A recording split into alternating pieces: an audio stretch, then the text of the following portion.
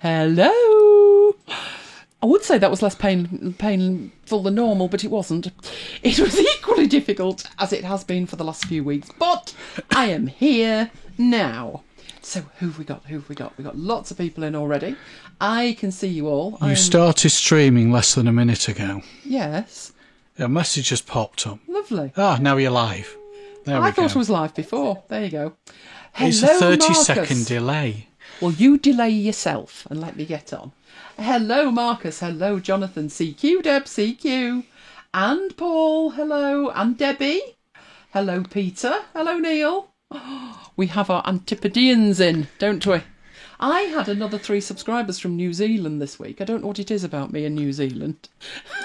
Mind you, see, New Zealand... The end of lockdown, that's what it is. New Zealand's got the COVID thing licked so they can get on with their lives. While our R number is above 1. Just saying, here we go again. Hello, Kim. Oh, Elaine and Johnny. Yes, quite. Hello, Paul. I hope I've not missed anybody.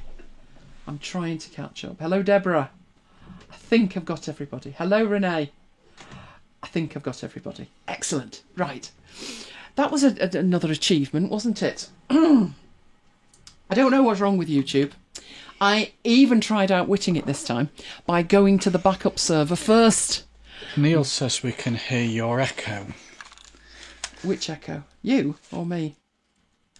What echo? Oh, can hear your echo. Should not be an echo. If there is, somebody's too loud. Let me turn mic down a bit. How's that? Is that any better? It's you. It's you. Don't do that. I've just turned mic down. It's me. We can hear. We can have 100 people in a crowd now. Wow. We're still limited to 6. So they've told us, we've without laughing, which I thought was quite an achievement myself.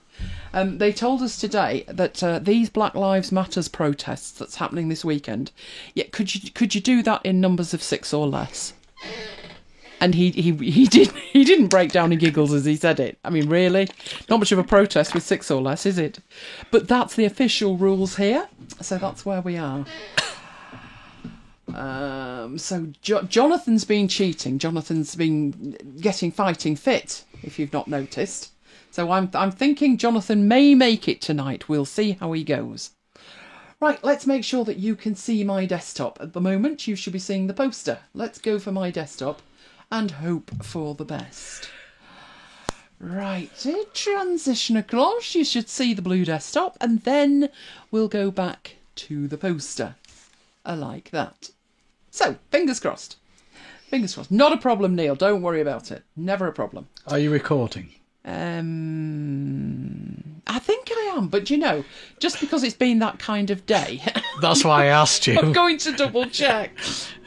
I am. That's because I'm going to have 2 versions of Camtasia running, which the machine is not going to like.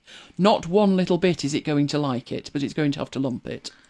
But I won't be using that. So I'm frantically closing things that I won't be using on account of the fact that what I am using will be sufficient to make the machine melt. But here we go. Okay then. Sports crowds allowed soon. Not here, Neil. Mike's going to have to finish the end of the season off with all the matches on the TV. Behind closed doors. Behind closed doors, but he has just discovered that he has prior engagements where they have put all of the United matches. So he's not exactly the happiest including an bunch. after hours. Including an after hours. But I said it was okay. I was quite happy if he wanted to give you live updates from the game, which I thought was good of me, to be honest. It was. I did, yeah. Anyway, let's go. You wouldn't want to lose me and Neil. No. No. No. I'm wondering why I can't see anything on my page either. That's not good news, is it? I literally can't see anything on that page. This is going to be very interesting.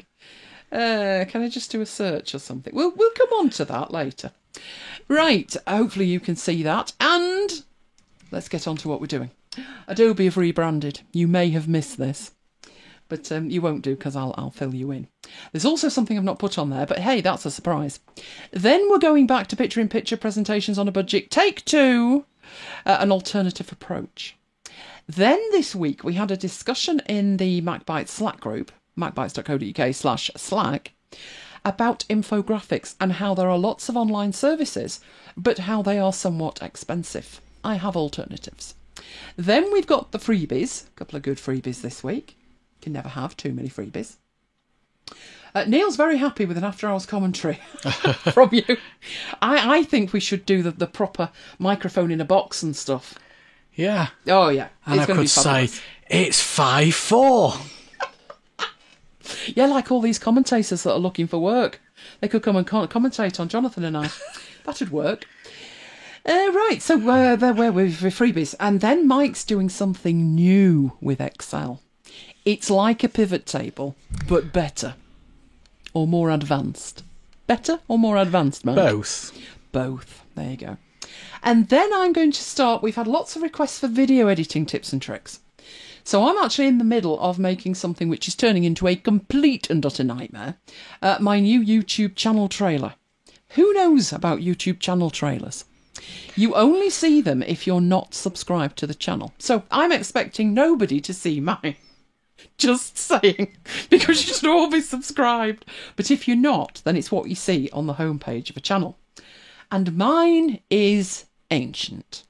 You wouldn't think with screen stuff that I do that it would go out of date until you look at it and you're talking about Keynote and PowerPoint and Sketch and stuff, and every single icon has changed.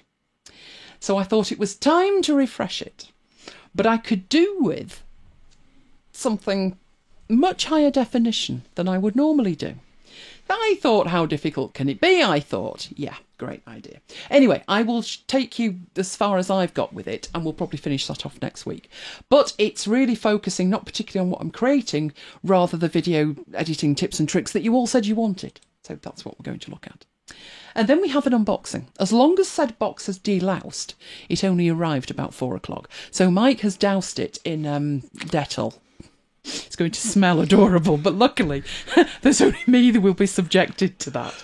So we've got not totally unrelated to the video editing unboxing. So hang around for that, Jonathan. Right, make sure, first of all, you are watching in HD, because otherwise it'll be incredibly blurry. So from the cog, select 720 from the cog, which is down on the right hand side. While you're there, you could always give it a like if you're enjoying it so far, or if indeed during the entire show there's anything that you like. Now normally at this point we have a This Week at MacBites headquarters, but been on holiday, so not been away obviously, but it's been a quiet week, so I kind of skipped that. But I did want to show you that things are back to normal here. This is the top of a main road near us, but this is kind of feeding into the main road. Neil will know it well. Neil will know it well. That is Woodhouse Lane, and it's leading up to the junction with Eastway and Manchester Road. That's half a mile of traffic, and it was about 4:30? 4:30. Yeah, on a Friday. There's just been no traffic lately, but we appear to be back to normal. Technically speaking, we are still at the level. If you can work from home, work from home. Other than that, don't go out. But that's what we've got. In better news, over to the right of that, you will notice that the bollard is still vertical. And it's enjoyed the new normal of not being knocked off its hinges every 5 minutes. But judging by the traffic, in fact, there are 4 bollards there, Mike, and none of them are laid out. I predict within the week it'll go. Is that McDonald's? No, that's not even McDonald's. But the McDonald's stuff was hysterical. It really was. Anyway, let's get on to the first thing, which is the Adobe Rebrand. Brace yourself. It's bold. They've adjusted the colour fractionally. Doesn't actually look like they've adjusted it much to me, but Mike looked at it and went, whoa. Yeah, that's pretty bright, isn't it? This has been their logo since '93. Believe it or not, they have actually changed it. I can't tell the difference either. They assure me they have adjusted it slightly. The changes are making the focus on ensuring the mark is functional at all sizes across all surfaces with the context. And we are shifting to a single colour, the all-red logo. Yeah, looks the same to me. Now, the other thing they're changing is Adobe Creative Cloud, which up to now has been white on a single red background. As you can see now, no longer red. that's going to be an absolute swine to make into a vector because it's got that rainbowy thing on the back of it.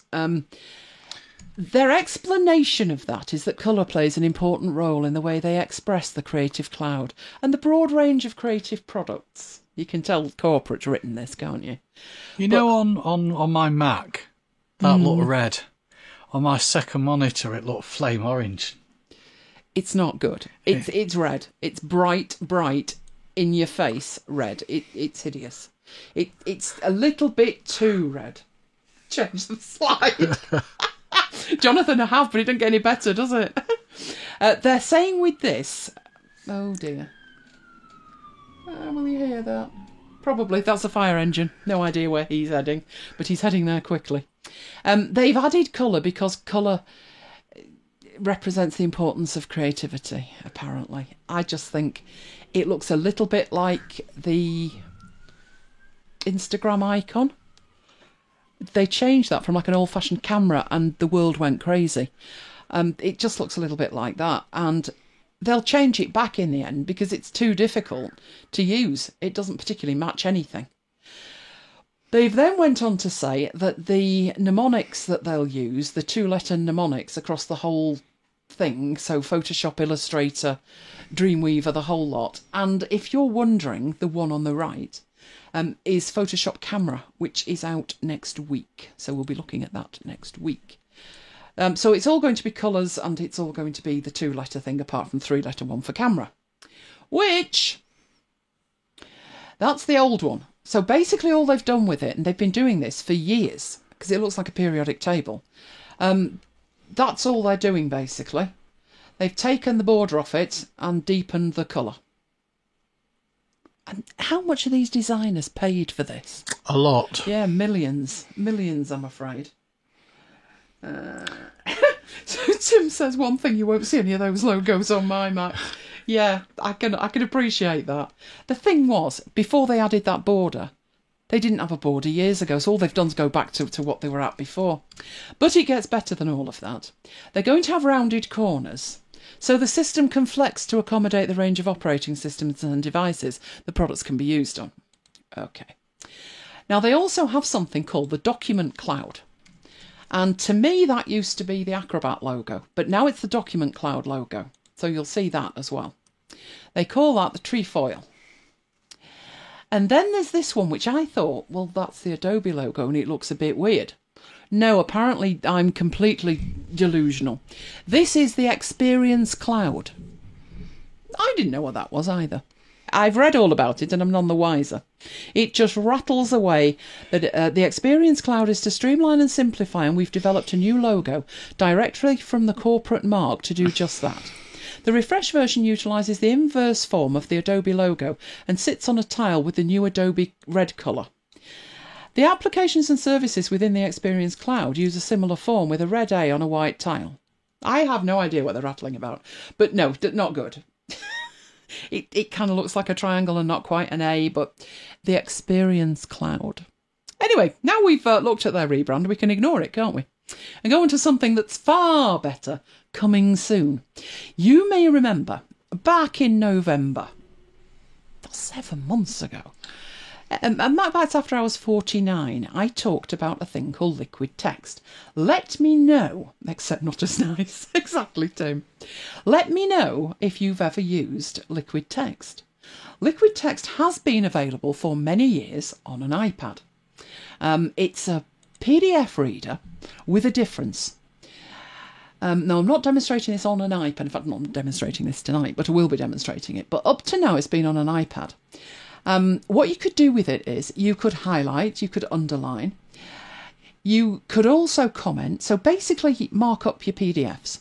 What set it apart from other applications that do that is you could also select some text and drag and drop it into a canvas area and basically make a summary of your PDF on that canvas area, which is the bit towards the top right. So let me know who's used it. So Paul's got it on his iPad. Will experience equal price increase. Probably, Paul. Probably. No, so it's been on an iPad for a long, long time, and it was very quirky In fact, it was very advanced really for what it could do. But you would need to appreciate that it did go a lot further than just highlighting in a PDF. It excelled when you needed to compare documents. In fact, one of the updates was, one of the in-app purchases, the ability to add extra documents to your canvas and pull pieces out of them. It was fantastic for legal research, fantastic for any research, to be honest. And the excitement last November was they had just previewed the Mac version. Couldn't wait to get my hands on it. Needless to say, still waiting. So that was the excitement back then. We also said back then that there was going to be a Windows version. And the Windows version is here. It is available from the Windows Store. It's, as you can see, free. So it's free for basic use. What it actually looks like, yes, I did the decent thing. I downloaded it on Windows so you could actually have a look at it. There it is, and there are 3 sample documents there, and as you can see, you can hook into it and open up documents from Dropbox, Box, Google Drive, Windows, many cloud services. I've downloaded it, but I haven't taken it any further at the moment. But down at the bottom, you can see that there is an upgrade to Pro for more features, and the features are exactly the same features that you have on the iPad that are also in-app purchases. So multiple documents, which means you can have one canvas with multiple PDFs in it. And then the second one is handwriting, so freehand ink. Now, I got all very confused with this, and I will explain that. Because I'm thinking I've got the iPad version and I've already done the in-app purchase thing. Does that mean I need to do them again or what? How would that work? I came to the conclusion there's no way that they could offer, without having their own account, where you either pay them directly or your account is the same email on Windows and Mac, both Mac OS and iOS. I don't see how they could make this anything other than you pay per platform. That seems to be the approach they've gone for. It is a single payment of $24.99 to activate those 2 things. As I say, it's a single payment, but it is per platform. Now, I got confused when I looked at the price because it's even more expensive on iOS. It's $28.99. But the reason that I was triply confused was that I did not pay anything like that. I look back and I think I'd paid $4.99. And what I'd actually paid for was multiple documents many years ago. I definitely did not pay for freehand ink because it did not do freehand ink. But when I restored my purchases, I had multiple devices. On one of them, I had multiple documents, but it said freehand ink. So I thought, well, I'm going to have to pay for freehand ink. How much is it? And that was $14.99. And as I say, I already had the multiple documents on there. But once I thought, well, before I try paying, I'll just try restoring it. And my original purchase for multiple documents also worked for freehand ink for $4.99. So if you've done this in-app thing before you buy anything else, you might want to check whether you're covered with any previous purchases. But as I say, this would be Windows, this would be a completely new platform, and it would be $24.99. Now, the Apple version, where is it? Come on, chop. If the Windows one's out, where is this? Well, it's due for release the 3rd week of June. If it's ready by the 3rd week of June, I thought, why didn't they wait with the Windows one? Why not release them together? And then I thought, 3rd week of June. What's the 3rd week of June? Oh, that would be WWDC. So maybe they've held it back to get more publicity with it on WWDC. More on WWDC later. There is also other news coming from them as well, that the entire platform will have backup, and that's coming in the summer. Up to now, you had to do your own manual backups. This will be an automated backup system. Also up to now, when you work with a liquid text file, it's actually physically on the device, which is virtually unheard of these days. Most things are synchronizing with some kind of cloud. The Things cloud, the OmniFocus cloud, iCloud sometimes, sync, iCloud, on occasions. But they are actually providing this now, so it's going to have sync abilities as well. So something that when the Mac OS version is released, we will look at the whole Liquid Text platform. In the meanwhile, you could check out all of the ones that are available at the moment, the iOS one, on iPhone, on iPad, and also on the Windows platform if you have access to it. Mine ran in a VM, ran absolutely fine. You can check all of those out completely for free now, and then we will come on and we will look at them when they're all available.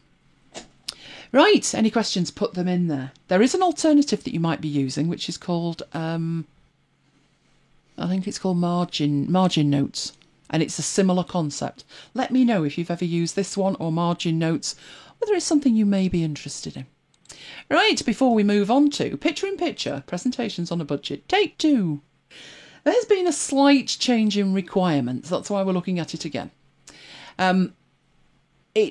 Originally, it was to make a video with slides in the background and a picture-in-picture without spending money. The only slight wiggle room Jonathan gave me was if it was on setup, that was okay. So we did manage to do that. But we heard from Evie, and she said it was great to create a video, but I was asked to do exactly the same thing live and then have a video of it for later viewing. She then said, I love this, I asked them what planet they were on, given I was working from home on a prehistoric laptop. But I did wonder what was possible without breaking the bank. So great follow-up on that, Evie. Hopefully this will be useful. The original requirements were the slides, the blue bit, the picture-in-picture, the gold bit. Now, the slides could be slides or it could be screen recording, but basically a talking head, picture-in-picture. In our situation, it was Jonathan who needed to be picture-in-picture. We discussed that would all be far easier if you had the high-end solutions of ScreenFlow or Camtasia. And we discussed that there would be three things that would need to be captured: the audio, the screen and video. Now, despite the fact that ScreenFlow has a built-in audio recorder, a built-in screen recorder and a built-in video recorder, it would not help you broadcast live. Neither would Camtasia. So again, it's got the built-in audio recorder, screen recorder, video recorder. It would help you with the video, would not do it live. Which is all a bit odd if you think about it, given the price. They should be able to do that, and they could do that if they added a concept called a virtual webcam. And a virtual webcam is an output where all of the inputs, audio recorder, screen recorder, video recorder, is amalgamated together and then pushed out as an output. But neither of them do it. They are for screen recording only, and they are not cheap. Hence, an alternative approach that's cost effective. So, what would we need for this? We'd need exactly what Jonathan needed, which was the audio, the slides, and then the talking head video. We did a little bit of a sidetrack thinking about the slides, because slides could be done as video or they could be done as images. And you would need to seriously consider whether you want it as video or whether you want it as images. However, in this circumstance, you would only have one option because you need it live.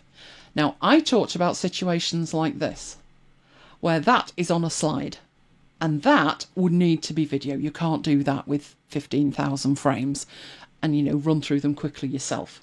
So although if it was a video, you would have options of video or images, in this circumstance, it's going to have to be done as video. Now, when I say video, what I mean by that is not fiddle around and try exporting the presentation. Do the presentation live. And as I said last time, the most important thing is to sit down and go through a checklist and make a decision of exactly what you do need. And it'll probably take a little bit of time and practice just to get to the point of being able to broadcast. At the point of broadcast, then there's a whole plethora of other things to think about. Now, the solution we came up with last time, remember this is just for the video, was a whole range of different apps. So we were capturing the audio twice, we were capturing the screen with one app, we were capturing the webcam with another. Obviously, that won't work. If you're trying to do this live, there's no way that is going to work. So it needs to be a single application. You're asking of it exactly the same thing, to capture the audio, capture the screen, your slides, your webcam, all together, and then broadcast it and somehow have a video of it later. That sounds expensive, doesn't it? Because last time it was tricky, and Capto's actually a paid-for product. But this time I have surpassed myself. This time I have a totally free solution. This costs absolutely nothing, and it's cross-platform. And it's an application called OBS. You may have heard of it before. It's Open Broadcaster software. It's available, as you can see, Windows, Mac and Linux. And it says there it's free and open source for video recording and live streaming. You do not need to live stream to be able to use it to make a video recording, and vice versa. So you don't need to record it if you want to live stream it. It's quirky.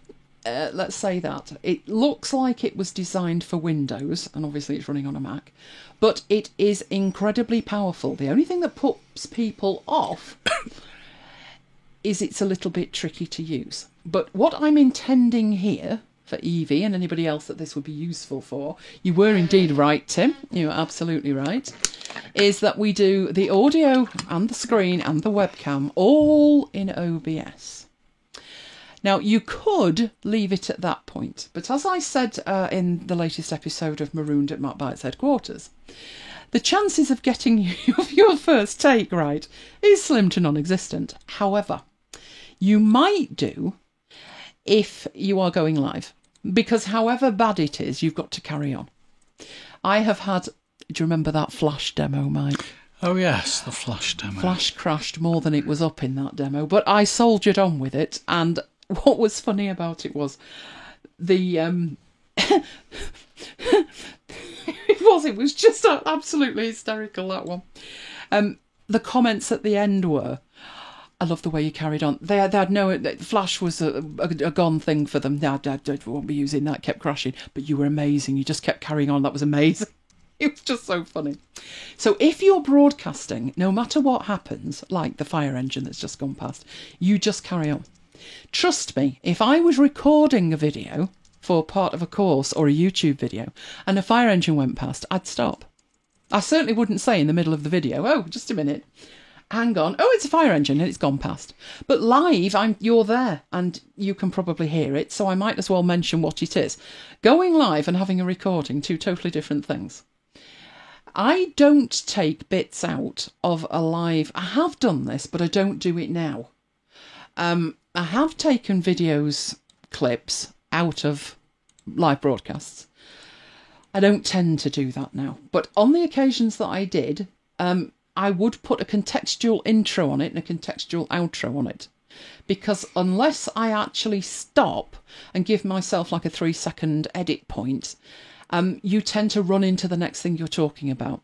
But people seem to accept that. Now, so if you've gone live with it, people have seen it anyway, in which case you won't need to edit it.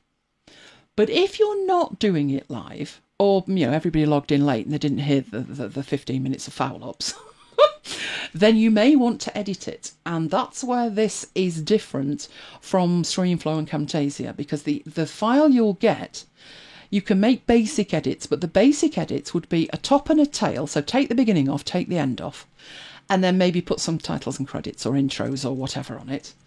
And you could edit bits out in the middle if you wanted to. But to do that, you'd probably use iMovie, which was the free option. So that was what we looked at last time for it. What I'm going to concentrate on today is not the editing that you may want to do in iMovie, but actually how on earth would you set up OBS to actually do that? It's not helpful in terms of being friendly. It's not, I'm afraid. Right, so in here we've got some comments. Let me get to the comments. There are interesting plugins for OBS, things like digital audio editors and Logic, etc. There are. I was actually reading one that was a virtual webcam, which I would need to take a look at.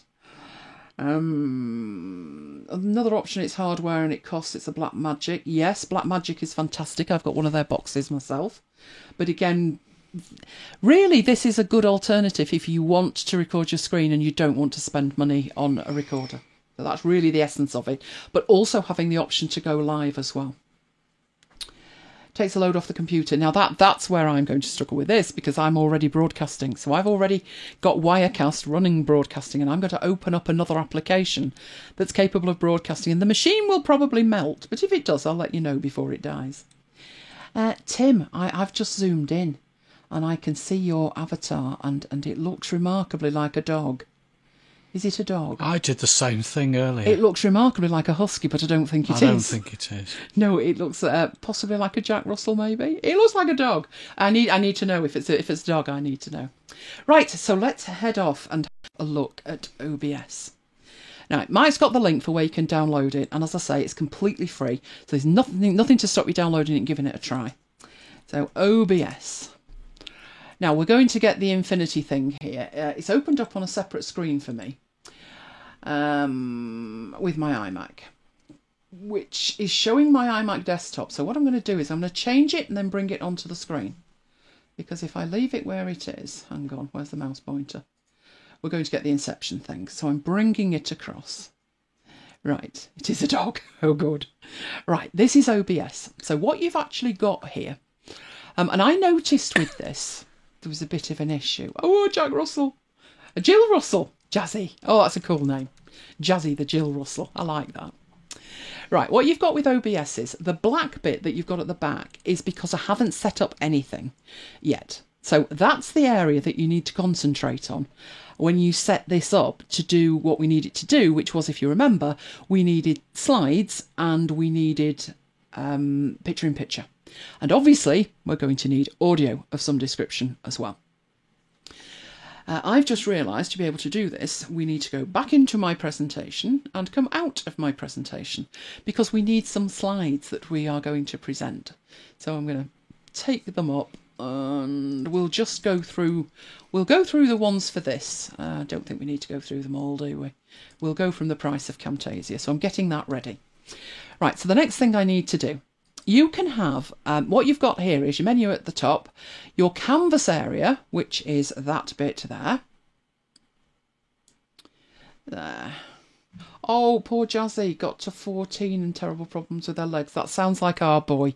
He got to 13 and a half, but he was arthritic for 2.5 years. And he really did struggle. It was agonising watching him. So the bit that I've outlined in red is your canvas area. That's where you're going to put elements, placeholders, for the content you want recorded. Everything else that's going on down below, we'll look at now. So let's get rid of that. So this bit over here at the bottom where it says scenes is drawing on the wrong screen, so I'll drive it back that way. There we go. That's where you set up configurations to be recorded, and you can switch between them. So I'll click on the iMac one to show you. But when I do, it's going to be, who remembers TV showrooms where there was like this Inception thing going on? That's what it's going to look like, where there was a CCTV on the TV kind of thing. So I'll switch to the Mac, that kind of thing. It's nesting it in itself. But you can see from there that in the iMac bit, I have got sources configured in there for the webcam being over here, hello, the audio input and the monitor, which at the moment is picking up the iMac. And the reason we've got that picture-in-picture thing is because it's actually on the iMac. So it's probably doing its not at the moment in terms of trying to keep up. But everything in the sources is linked to a scene. If we go back to the blank scene, there's nothing in there yet. So that's what I'll show you how to set up. Then moving across, we've got a lovely audio mixer, which can record the desktop audio, and you can also take this up and down. So it virtually can't hear me now. or you can take it up. You also have over here, let's get rid of that, your scene transitions. So not there, there, right? And that's how it goes from one scene to another. And it's set to fade between them. And there's a 300 millisecond fade on it. You can change that if you want. You can just straight cut to it. I do a smooth one on mine, so it kind of fades from one to another. But you could just do a straight cut if you wanted. A fade works well if you're trying to replicate kind of fading out gently and fading in somewhere else. But maybe if you're going live, you might want to set that to just a cut. But you can have it however you want. And then across to the next one on the right hand side, you have the controls. And this is where you can start streaming it, which is what I would do with this one. Let's bring that on. There's Wirecast. That's exactly what I'm doing now. So at the top over here, stream. I'm actually streaming. You can start recording, which again I could do with Wirecast. There is a record button. I don't want the machine to melt, so I've not done that. And then you've got studio mode settings and your exit. So all across the bottom is where your controls are for it. For this to work, we need to set up a scene, which is the precise scene that you want. So let's move back over here where we've got scene. So we're going to add a scene and we're going to call it Evie, because Evie asked the question. So this is presupposing you have nothing configured and you're going to set up everything from scratch. Now, first thing to think about, obviously you're going to need your audio. So we will add over here and you can add various things. So the Jack input client, Jack is an application that hijacks your audio. A little bit like Soundflower. So there's all kinds of things in here. You could take a video from VLC. You could capture a window. You could add a capture device. Obviously what we want is some audio.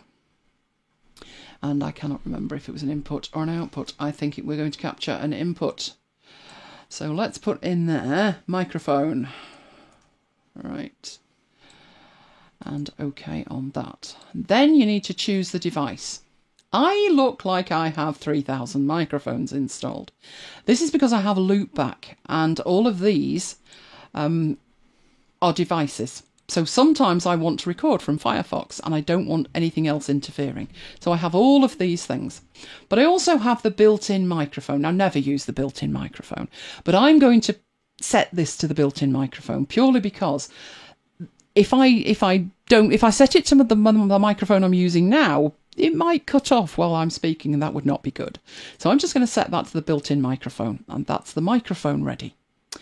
So at that point, remember the three column slide? We've got audio. The next thing we need is to think about getting the pictures. We need to get the pictures. So we know we need picture in picture. So that's actually fairly straightforward. If we look down the list of options here, we should have a video capture. So let's go to that. And we'll call that webcam. And OK. And then, oh, that's already used, is it? OK, Evie's webcam. I've probably got that in another scene. So Evie's webcam. Right, and then I need to pick the device. Now, I have my FaceTime camera, which is built in. That's going to do no good to man nor beast, because there's a black sticker over the front of it, because I never use it. I have a separate webcam. This is my webcam down here. That's the one that I've just waved to you on. But I also have Epoch Cam and Wirecast Virtual Camera. These are virtual cameras. They behave, as far as the system's concerned, they're physical. They exist, they're physical, they're real. But actually they're not, they're virtual.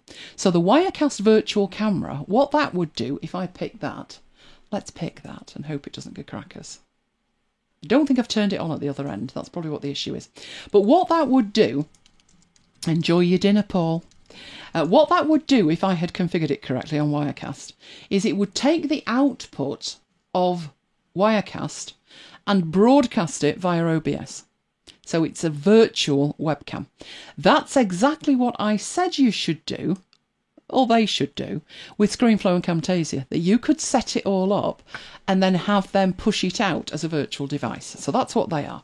But we're going to go for this webcam down here, which is, hello, back to me again. This is my iPad, and there's you in the chat. That's all you in the chat. Oh, and my poppy placemat. Right, so I'm going to use that one. You can set the quality in here. So we'll leave it set to that, and we'll OK it.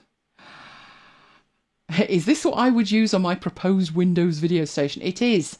It is, because it's completely free. I'd probably do that before I contemplated switching my Wirecast license to Windows. So I would give it a go using this. Now what happens with that is you now have this, which is the output from the video. But obviously it's all over the screen, and we don't particularly want that all over the screen because we're going to need to see the slides as well. So what you can do with any element that's on the canvas is you can scale it and you can move it. So I'll just leave it sat there at the moment. It's far too big, but not to worry. Now we have a decision to make with the next item, because we only need 3 items. We need the webcam, the microphone, and the visuals. And the visuals are a presentation. So what should we do with that? This is where you need to start thinking. We need to add something, fair enough, but what do we actually need to add? Because one option would be to capture a window. We could capture that. And in there, we'd say our slides, so Evie's slides. And this time you get to pick a window. And it shows you everything that you've got running. So I've got Audio Hijack running and Bartender and my Demo Pro, and somewhere in here Keynote with my presentation, right? And there is Keynote. So that would be one option. I could stretch that out and we're good to go. Or are we? Is that what I should do?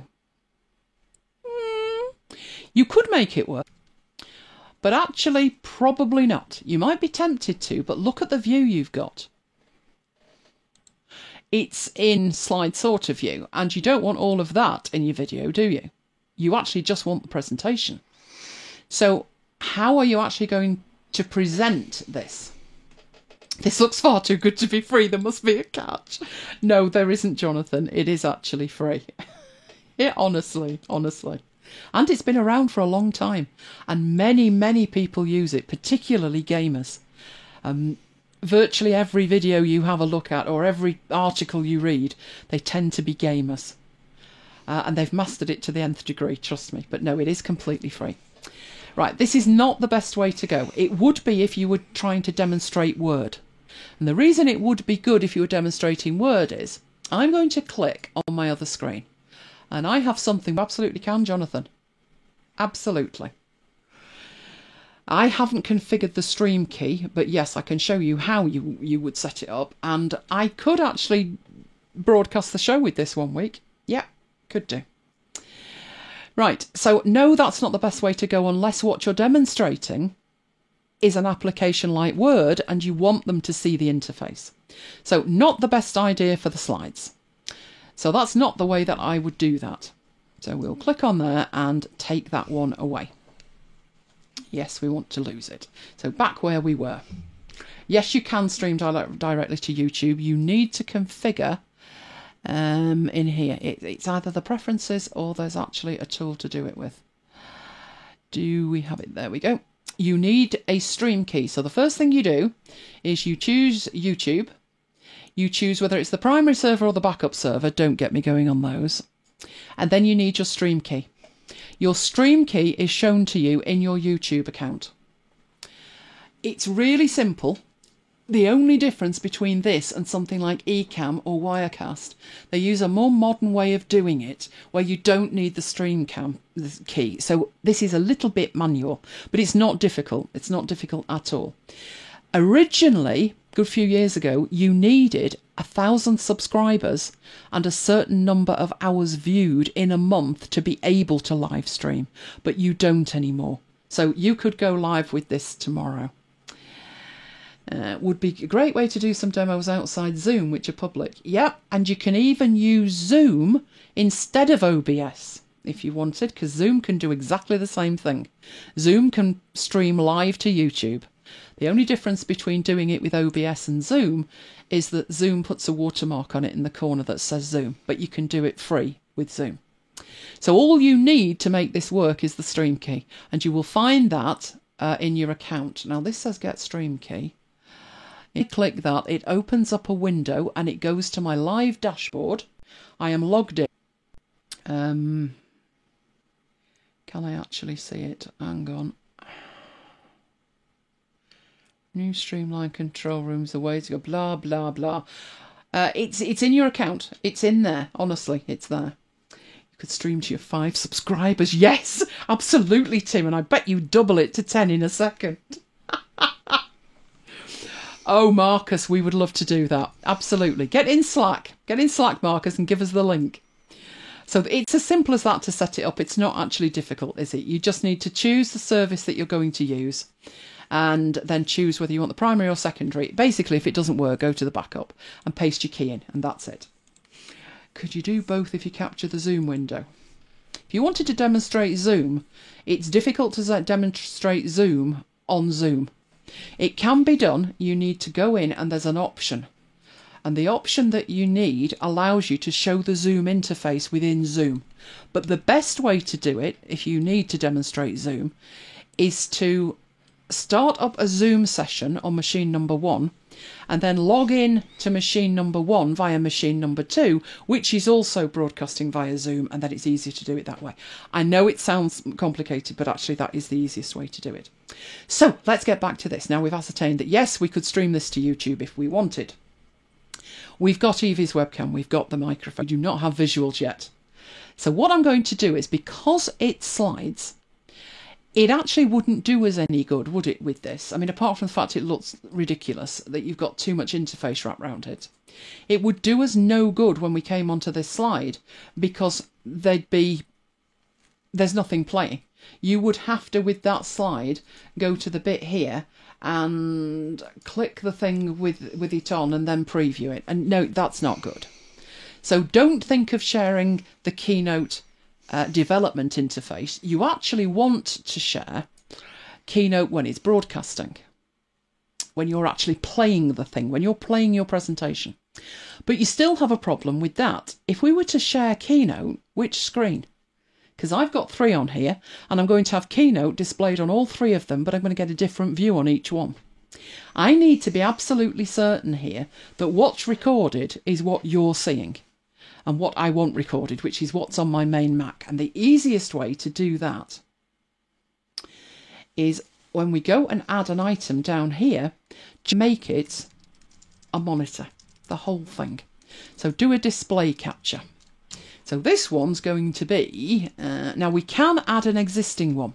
If we've set one up, so we have monitor iMac, we can actually have that in multiple scenes. So you can have a source in scene 1 and have it in scene 2 as well. So we'll add that to it. Are you considering this? You are. Awesome. Right. Problem with that, obviously, it's going to be difficult to work with because of the inception problem. So what I would do, make this easier for me, is take it off the screen and scale it. But because you're with me, and I'm going to try and do it for real, hopefully that's making it smaller and I can bring it on. And what I'm trying to do is make that so that fits the entire canvas. It can be done. It's just a matter of... Right, so that's right there. And we take it to the top. But now we've got a problem that the monitor's at the front and we can't see the webcam anymore. But if we go down to here and bring that up, so it's above it, now we have the webcam over the top of what will be the slides. Right. So I'm going to take that down. You don't really want your picture-in-picture to be huge. Another thing you need to be thinking about is what's going to be at the background here is your slides. So make sure with this that you know where that's going to be and make sure it's not obscuring any information on the slide. I actually said today to Mike, I don't know if you're in the UK, you might have seen this.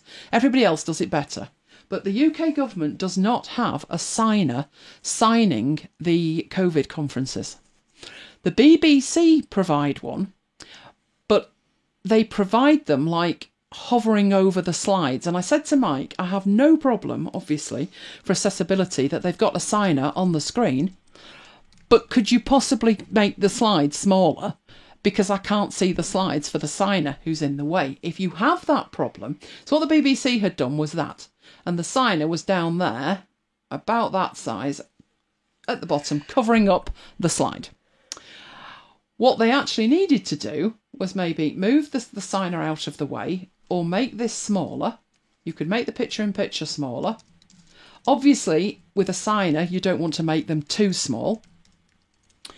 The other option is to make the signer big enough to see, and then take the slides and do that with them.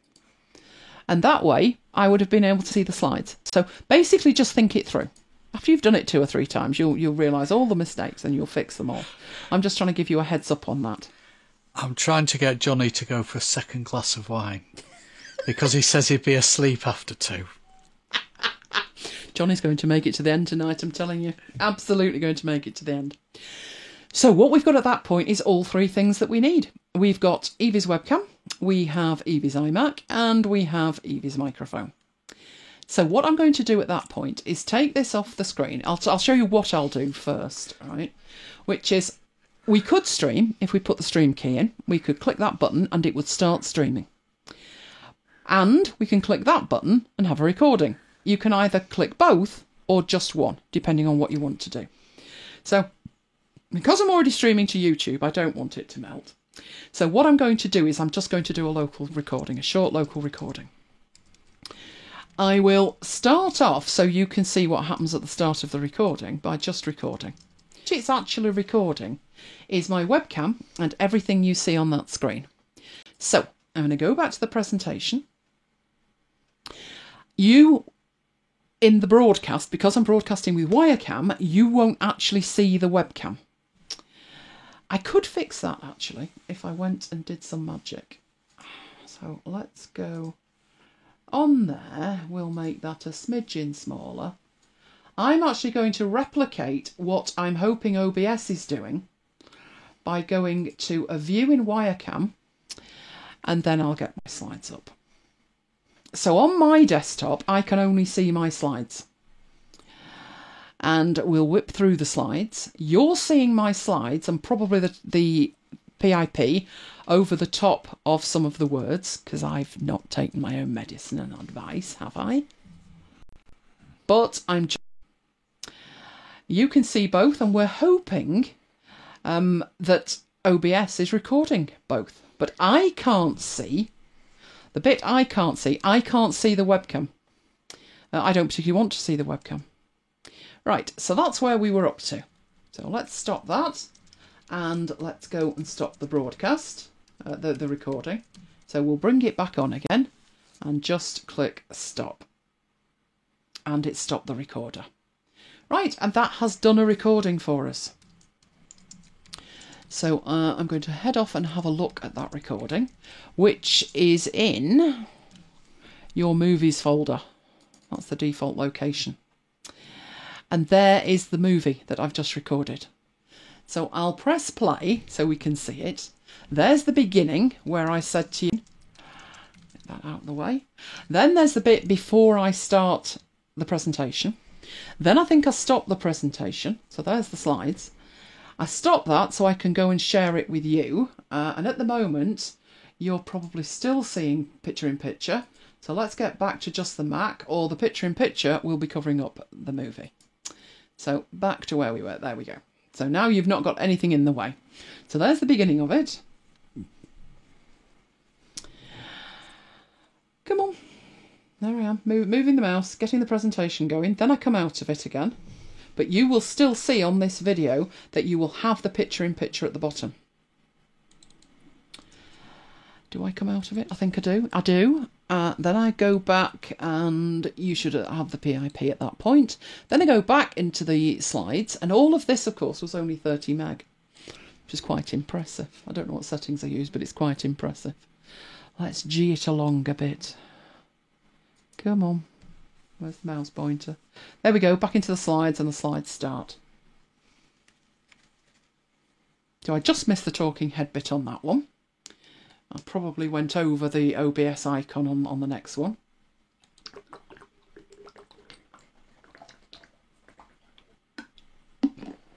If that sounds like gurgling water, that's me taking a drink. Okay, so we have a video. I did go over that webcam one. And all of that is completely free of charge. So what Evie could have done, let's come out of that now, is press the broadcast button, the stream button, as well as the record button.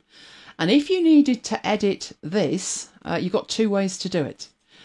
One is to open it up with iMovie and get it on the timeline and edit it. The other one would be to open it up. And because what it needed was just a top and a tail, you can actually do that in here. I have no idea how. I've never done the darn thing. Is there an edit button, or can you just top and tail it?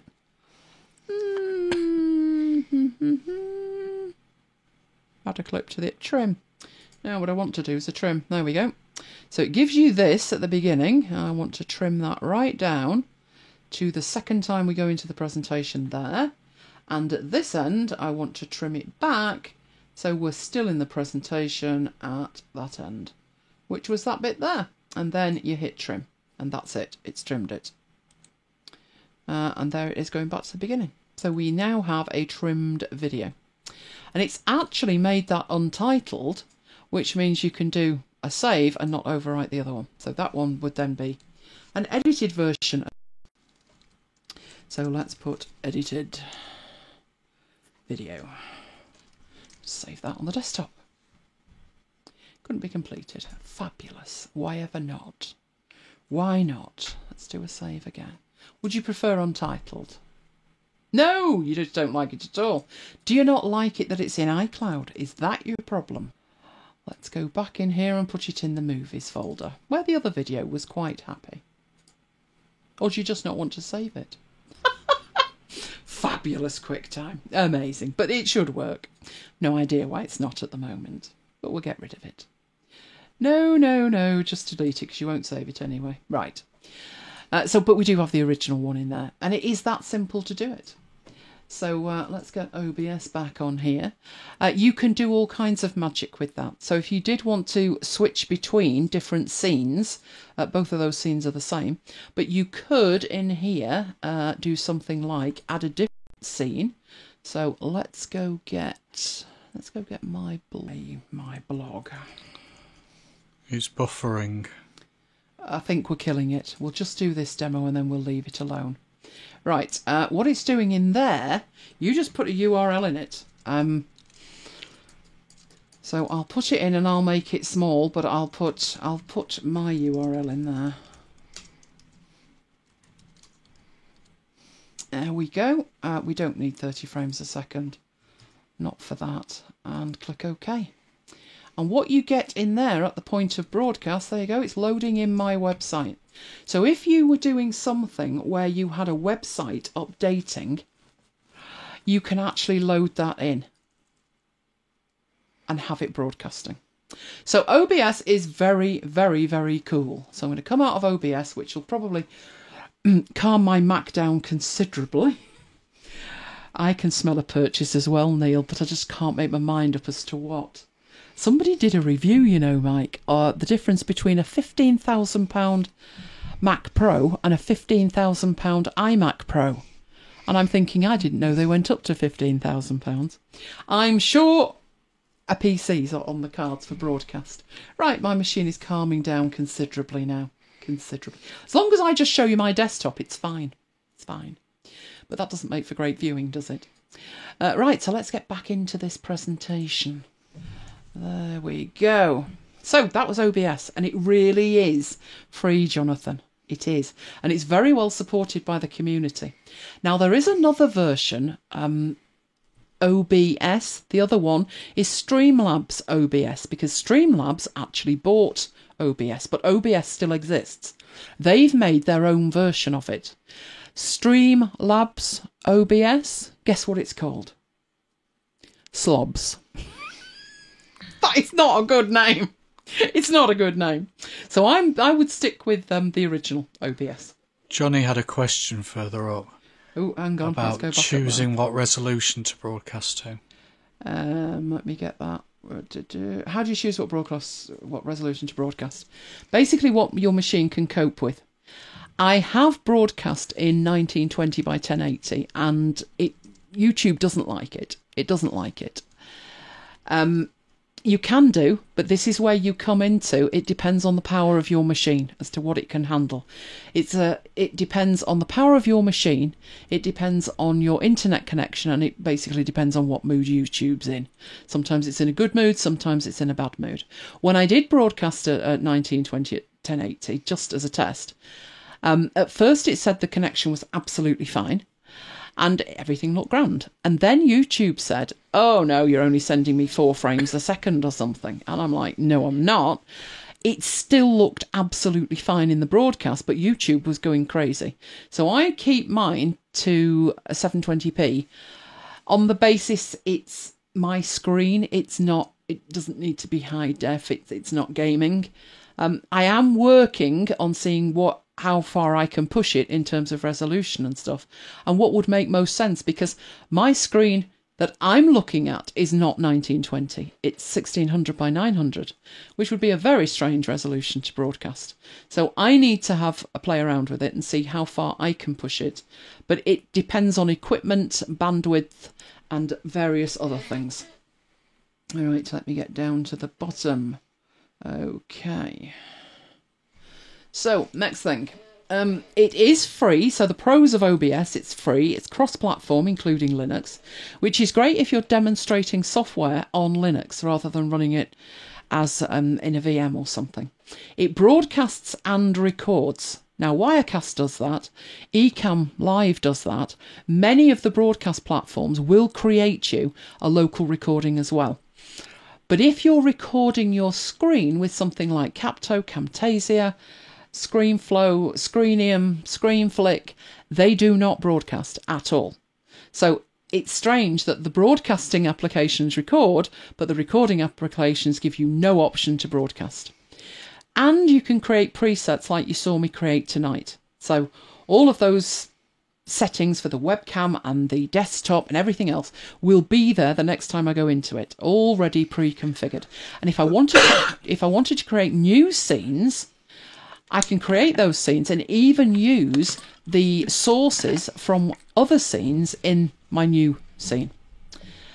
But I've put it's a complicated initial setup. It is if you've never seen it before, but you've seen it's not difficult once you realise that there's scenes that contain sources and then there's your audio and then you just go live. But for a lot of people, they look at it and like, I don't know what I'm doing with this. So that's what I meant by complicated. And there's no dedicated editing tools within there because ultimately it's a broadcast tool. They expect you perfect from the second YouTube says you're live. Basically, that's it. Right, so Jonathan says it's worth giving a go. It doesn't cost anything. Exactly. You might as well. And Marcus has got a Hackintosh. Ooh. I remember the first person I heard that built a Hackintosh, and I so wanted to. But I thought, walk away, woman. Remember how bad it was building PCs, just walk away. Those were the days. Yes. So Neil's built a Hackintosh before, and they're okay for a few months and then become a bag of hurt. That's my feelings about Mac at the moment, to be honest, Neil. I know I ask a lot of my Mac, and there are options that we could consider for it, but we're at the point where both of our Macs, our main Macs, are 3 years old, and we haven't bought any desktops in that time. Normally, we're on like alternate replacements, but I've got I should have 3 other Macs, 3 other iMacs. One of them won't boot, so I need to deal with that, and I can't actually be bothered getting off the desk and looking at it. I need to deal with that one. One of the others doesn't boot to the internal hard drive anymore. and the other one is as old as the hills. So the problem that we've got is we'll be fine in terms of retina displays and stuff once we've decided what our next Mac is going to be. And we both know it will be a Mac, irrespective of what we do with the broadcast machine.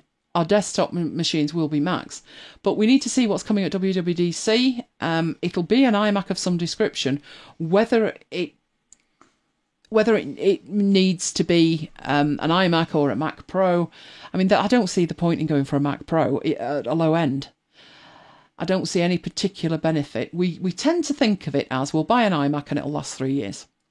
And our iMacs will be 3 years old on the 17th of June. So we're now seriously looking, because if anything happens to 2 days them, after Lola. 2 days after Lola's birthday is the birthday of our computers. And at that point, it would probably cost us more to have it fixed, should anything go wrong with it. But we still want to wait and see what the next iteration of an iMac will be before we make that decision. You hope you'll get an unboxing regardless of what it is. Well, the broadcast machine we're contemplating would be separate anyway. So like Neil says, thinks the idea to offload the streaming's best. I agree with you. But there's a possibility we could offload it to an iMac. Because if at WWDC they do bring out new iMacs and we decide to go for them, we would then have 2 machines capable of being that broadcast machine. And you already know that I use a Mac to broadcast Mike's Mac, but he doesn't have Wirecast on it. So we might yet go that way. It's going to depend. We'll see what happens. We'll see. And I think the next slide was just me saying that if you wanted to do any editing, then the free way to do the editing is iMovie. Right, let's get on and have a look at the infographics. I've got my orange moon on there, which shouldn't be there. Right, infographics. This came out this week. Came to mind because we got talking about services that offer infographics. So let's go have a look. Let's bring that on and see what happens when we put in infographic. Right. And there are lots of options. Some of them, as I mentioned in Slack,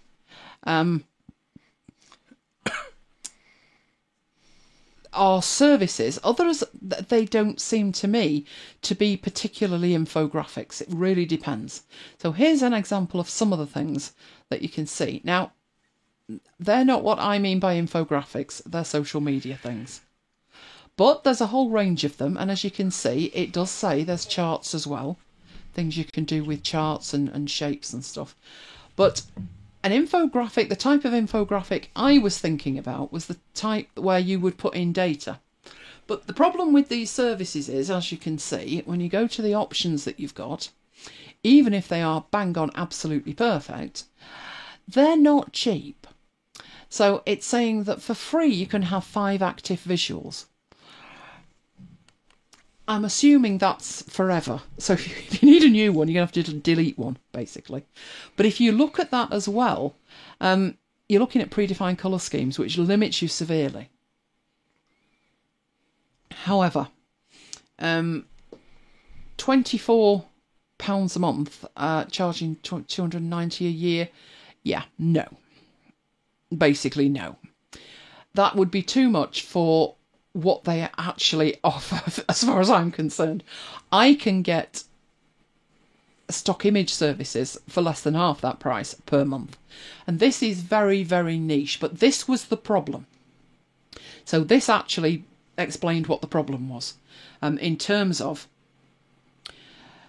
there are services, they may be grand. On the other hand, they're going to be expensive. And that, I mean, what do you guys think about £24 a month? I can see what Jonathan thinks. Not impressed. It's way too expensive as far as I'm concerned for limited use. I don't even see me using this on a daily basis. It's the kind of thing that you need to see. You need to see, use, create, maybe once, twice, even 3 times a month. But not like that. So let's have a look. Yeah, no, you're not keen on the price. Neither was I. Neither was I. But you've got options. Right, some of you may be aware of these options.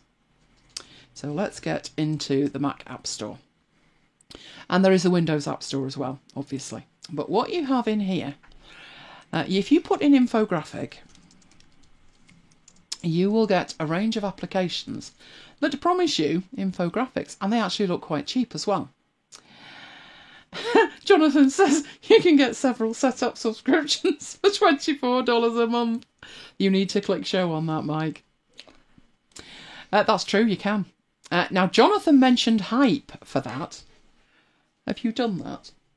Yes. Oh, what? Oh, no, now it's updated. Hype is an app that, yes, you could get it to do infographics, but it would be very manual.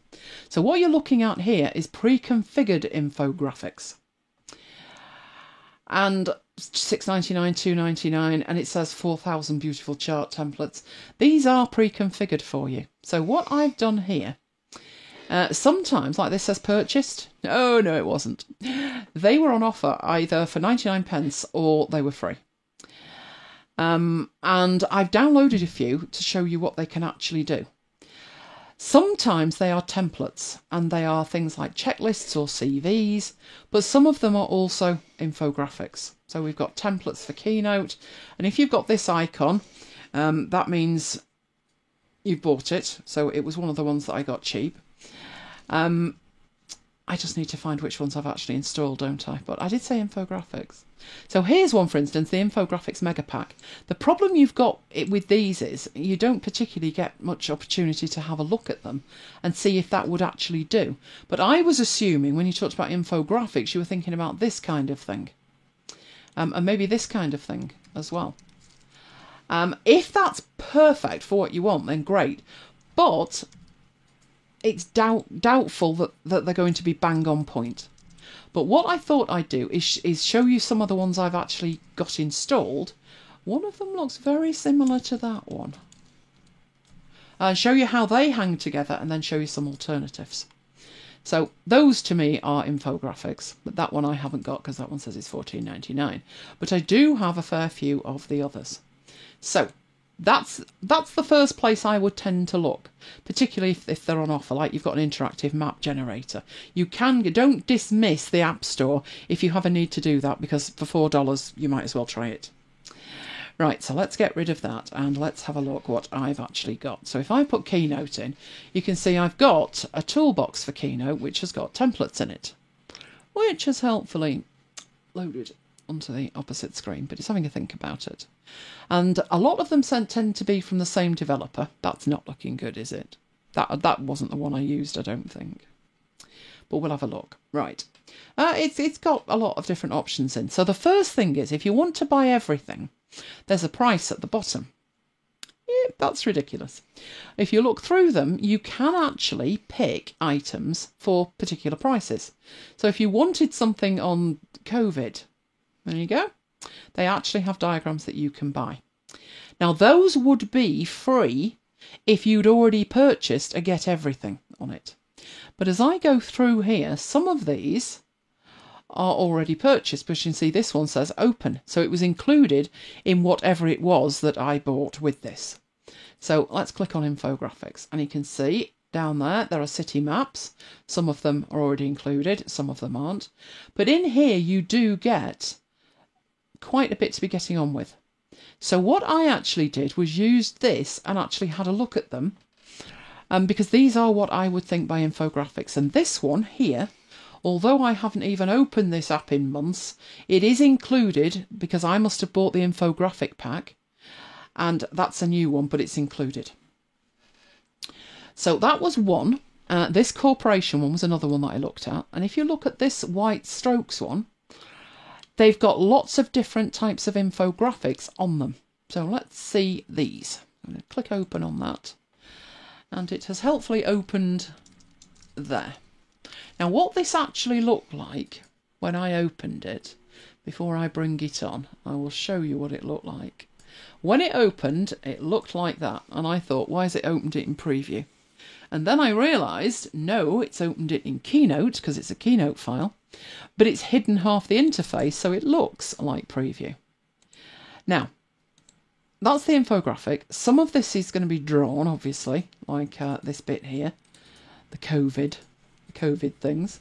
You've got your human over here, and then you've put some numbers next to it to indicate an infographic, like this. This would also be an infographic. And I can tell you with that one, that's definitely something that you can repeat completely for free. This one has statistics in it, but obviously there it tells you the 17th of March. Yeah, those figures are not good. And 17th of March, the total deaths were just over 7,000 in the world. Our deaths today top 40,000 in the UK alone. So those dates, those numbers would need updating. But it's a great starting point. It is a great starting point. Loving the bat on here. The bat and the snake. And that's how they've done it. Now, a couple of weeks ago, we talked about, in fact, I think it was last week, we talked about slide size. And Jonathan came to the conclusion, particularly, oh, you never need a vertical slide. Here's another example, Jonathan, of where a vertical slide would work. So if we take that down and do a fit slide, it's completely vertical. But it is, if we go into here and turn the navigator on, it's a presentation. You're just using this in the same way as you would use Affinity. You're just changing the size of the canvas. So, what size is the canvas? And if you go in there, you can see it's custom, and it's 1024 wide by 1920 tall. So another reason to change the slide. It's a bit out of date. I know it's a lot out of date. But hey, it's a starting point, and you can always change it. That's the point. It's just to give you a good starting point. Nothing to stop you going in there and changing those figures. There you go. Unfortunately, I don't know what the total recovery is. But I do know there was over half a billion cases the last time I looked, 500,000. So there must be a lot. The figures are out of date, but you can update all of that. It's just really to give you a starting point. Would it give you a starting point? So what I'm looking for in here, as I'm opening these up, is things that I could show you how to replicate completely free. You can do your own graphics. So that was one. That was the other one. That corporation one there. This had completely different types of information in it. But as you can see, it says copy them easily, make the changes, adjust the colours and move any items you want. I went through these and I'm thinking, we looked at that one. That was the one we looked at there. And that actually is, when you go into it, that's a chart. So I won't replicate that. That was shown a couple of weeks ago.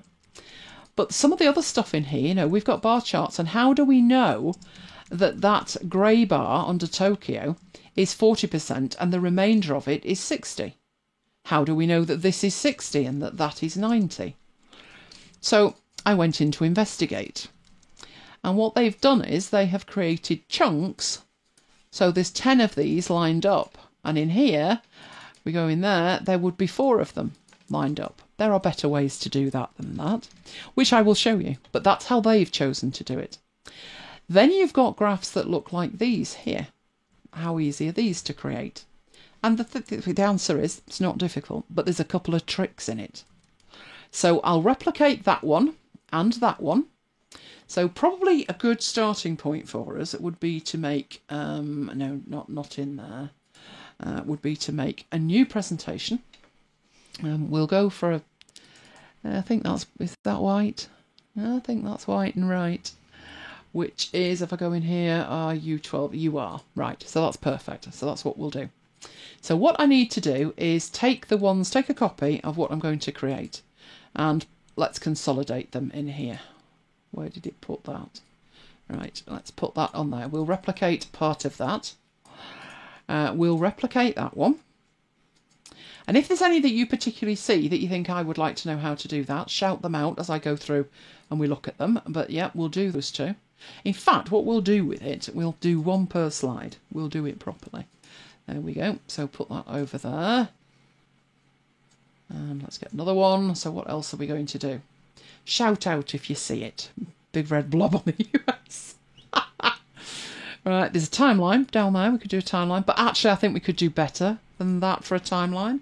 But we'll take it anyway and we'll stick it on a slide. And we'll see how we can improve that. So put that up there. Anything else as I'm looking at it? Because these are also just, they're not a chart. They are not a chart. We'll take that one and then I'll let you choose. You get to choose. So we're taking some out of that one. Where's the other one we had, the COVID one? Was there anything on the COVID one? Yep, just that one there at the bottom, which is an infographic of sorts. We'll stick that on another slide. Why is it sticking them bang underneath? I have no idea. Right, let's get rid of that one. And let's look at this one that was very intense. Let's open that one. There we go. So again, different types entirely. So we'll take, should we take this one? Let's have a look. Yep, that is not a chart that's coming from there, but we will stick it in there. Are these the type of things that you were looking at when you thought of infographics? Because some of the things like Canva also does it, but they're pictures. They are pictures. Right, what else have we got in here? Oh, we've got him, haven't we? Let's take him, shall we? Not even grouped, but we will take him. Right, that one's in there. Anything else we fancy in here? Come on, Jonathan. Do you think Jonathan's gone to sleep, mate? Might have done. Right, and let's go back in there and see what else we've got. He has had a glass of wine. Well, let's get him to have another glass of wine. We got some charts in that one. Let's have a look at that one. Oh, there's one for Adelaide there. Right, let's bring that in. And what types of charts have we got on here? Now, these could easily be made with the chart tools, but looking at them, it doesn't look like they were. Let's have a look at this one. That is a chart. That one is also a chart. Wow. Wow. Wasn't expecting that. But we've got some charts there. Okay. Right. No, Johnny's still awake. He's closing his windows. Just closing the windows. No, we haven't got rain here yet. It'll be on its way, Jonathan. It'll be on its way. Right, so those give you a starting point. And as you look through these different categories, some of them you will get for free. Some of them may be because you bought an application. Some of them are available to purchase, and you can either purchase an individual one or you can purchase in a group. So I haven't bought any of those by the look of it. I have got some favourites, I haven't bought those. But it will tell you what you've actually bought. So these are the ones that have been included in the applications that I've bought. And it's things like that to me, that one there, which is a way of representing data, and it's not difficult. So let's open that one and we'll take that one on. I think we've probably got enough at that point. We'll go off and we'll create them, and I will show you just how easy it is. So I'm taking that and I'm putting it on a slide there. Right. And that was just one example. Obviously there are many of those, but this works in Keynote, it works in PowerPoint, it works in Affinity Designer, it's exactly the same. So last time I showed you how to make one of these, which is a progress thing, and that's really straightforward. That's the chart behind it, and all you need in the chart data, that's 50-50. But if I wanted to say, no, that was 60-40, you can see it changing, and it even has the colours at the top. If you want them to be a different colour, then you can change them up here. So you've got your colours over there. So if I wanted that to be 25% and 75%, there we go. So that one is a chart, but some of these others are not charts. So let's start off with this one. I'm going to move this one up. We'll start off with that one. Somebody's had 3 glasses of wine here. I had no idea the rainfall for Sydney is more than Manchester. That can't be right. Did you take it with you, Neil? Right, so I'm going to replicate this and show you how easy it is. The way they've done it is by bringing on a single shape. And then they've made that shape a certain size. So let's say we make that 50. Then you line up 10 of them, making sure they are bang up to each other. So put that one there, and then do the same with the rest of them. Now, personally speaking, I think that is ridiculous, because there's an easier way to do it. You take this one and you make that one a set size. Now, the size it's actually going to be is going to depend on the size of your slide. So if the area I've got to work with is that much, then what I need to do is look at the width of it in here and maybe make it 100 wide. So that is 100 wide. You could double that, but let's just keep it as it is at the moment. And let's say you want to say on your 100 wide that something is 40%. So I'm going to put that over the top. Make sure that these, so let's change the colour of that for a start so you can actually see it. Which one have I done here? Wrong one. Wrong one. Let's make that one the gold one. So that you put over there. You need to be absolutely certain that it's lined up properly. So if we look at that, it's not lined up properly. If you go into arrange and align to the left, then it will be. This is your 100. You need that to be 40. So when you look at the size of this, it is 100 wide. So if that, instead of being 50 wide, was 40 wide, it would be 40%. Then all you need to do is just make that bigger in one direction. So if we group that, and I've grabbed the wrong one, need to group the two. Come on, let's group them. And scale that, it will always be 40% irrespective of how wide you actually make it. Then all you need to do is duplicate this. In fact, I would do that before I size it. So I want 4 of these. I want one at 90, one at 30, one at 60 and one at 40. Now we know the bottom one is 40. But this one in here, we need to take that up to be 60 pixels wide. This one needs to be 30 pixels wide. And this one needs to be 90. And then all you need to do is just scale them. Drag that one, make them the same width, which it will show you, and put the numbers at the side, and it's that easy. So the way they've done that is way weird to me. What I will do, grab the back one and do exactly what they've done, which is they've just made that a grey colour. In fact, it's even fainter than that, isn't it? So we'll make that a grey colour. Don't do that. No, don't do that. Right, let's just make the backgrounds grey. And then we can change the colour of the actual bars so it matches the other one. That one was a pale blue. That one was green. This one was a deep blue. We have a deep blue? We do. And that one was a deep grey. And it's that simple. And it didn't cost a penny. And the only thing you would need to do with it is put the labels next to it. So get some text, put in there 90%, and move it to the right place. Neil's asked Simple. if I pasted a link for the infographics service. And you probably didn't, did you? No, and I don't have it. Right, okay. It's pictochart.com. P-I-K-T-O chart.com. The one at 25. Are you in the market for this? Or is it this one you're looking for? Is it where I've taken these from, the application? The application's in the Mac App Store, Mike. Just look up Infographic and you'll find them all. Right, so that one's done.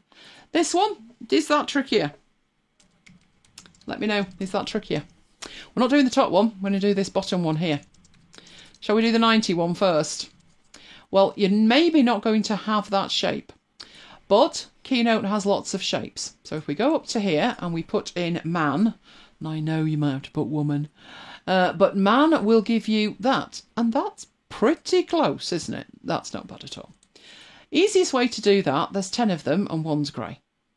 So if we get that one, the right colour to start with, so let's grab the right colour there before we start, and then just duplicate them. Now, in terms of a gap between them, you can either do it like that, and you'll see it twanging, or you can actually put the first one on the last one, and then tell them to align between a certain number. Right, we've got 8, 9, 10. There we go. And all we need is 90, so we'll just turn that one to grey, and we're done. And then just put 90 next to it. Not difficult. Right, but what about this one? Mr. Half and Half there. Easy enough to duplicate those. Not a problem at all. That was about right. He would need to be grey, so make him grey. And what do we do with this fella who needs to be half and half? Anybody got any suggestions? I've demonstrated this before. Mike should even know this, but you've probably forgotten. What do I need to do with that fella to get a 50-50 split on him? Anybody got any ideas?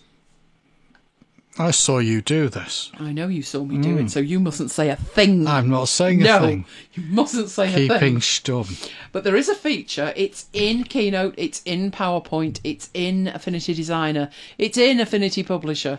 It's a feature I've shown before. A gradient. That's not a bad idea, Jonathan.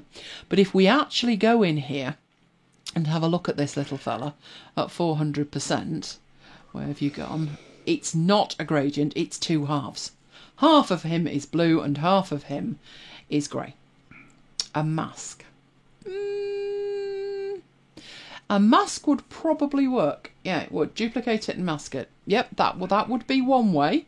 But there's actually another way, which gives you a little bit of flexibility, that you wouldn't have to duplicate the mask in the future. You could just keep this thing there. It would create a new shape for you.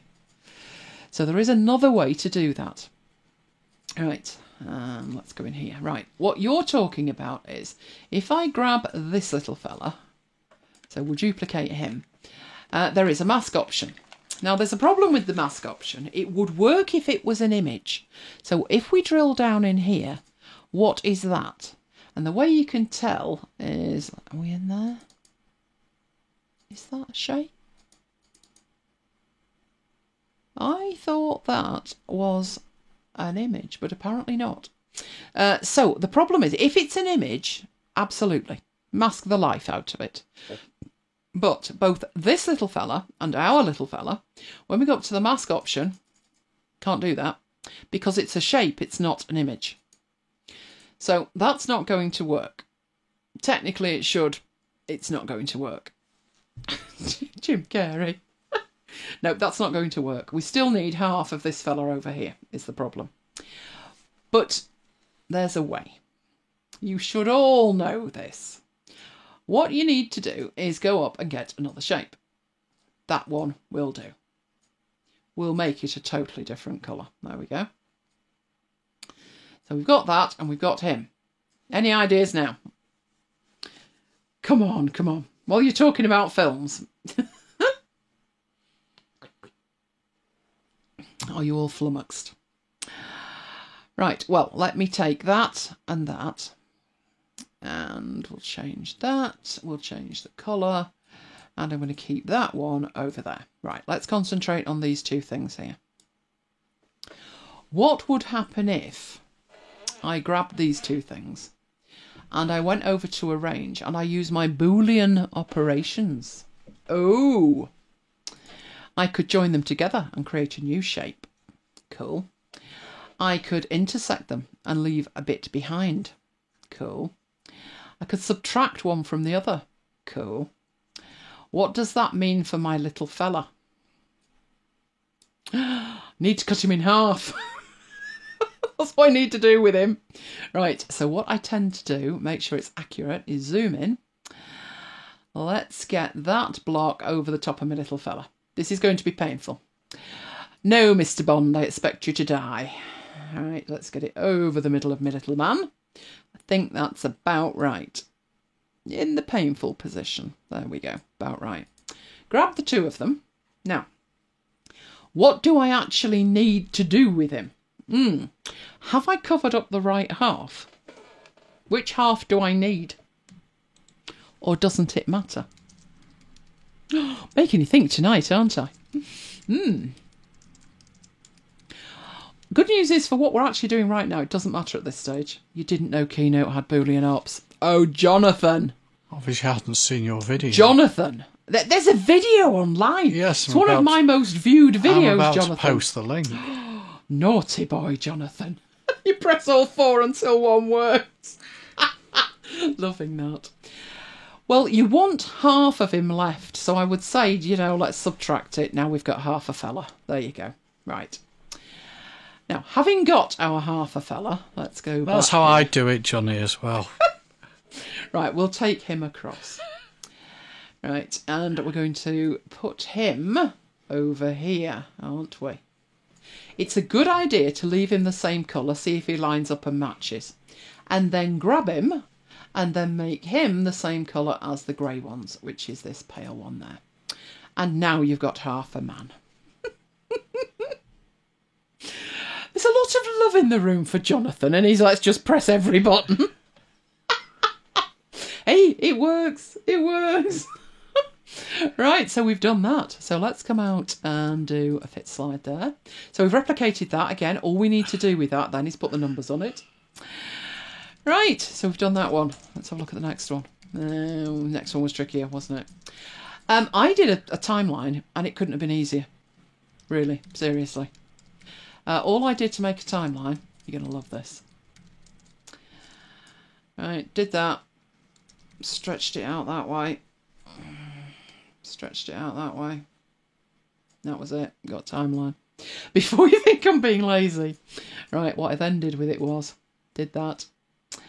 And I made it smaller. Like that. And I do believe I turned that right. In fact, that does not look like the right triangle. No, it must have been that one. Right, what I did with it was that.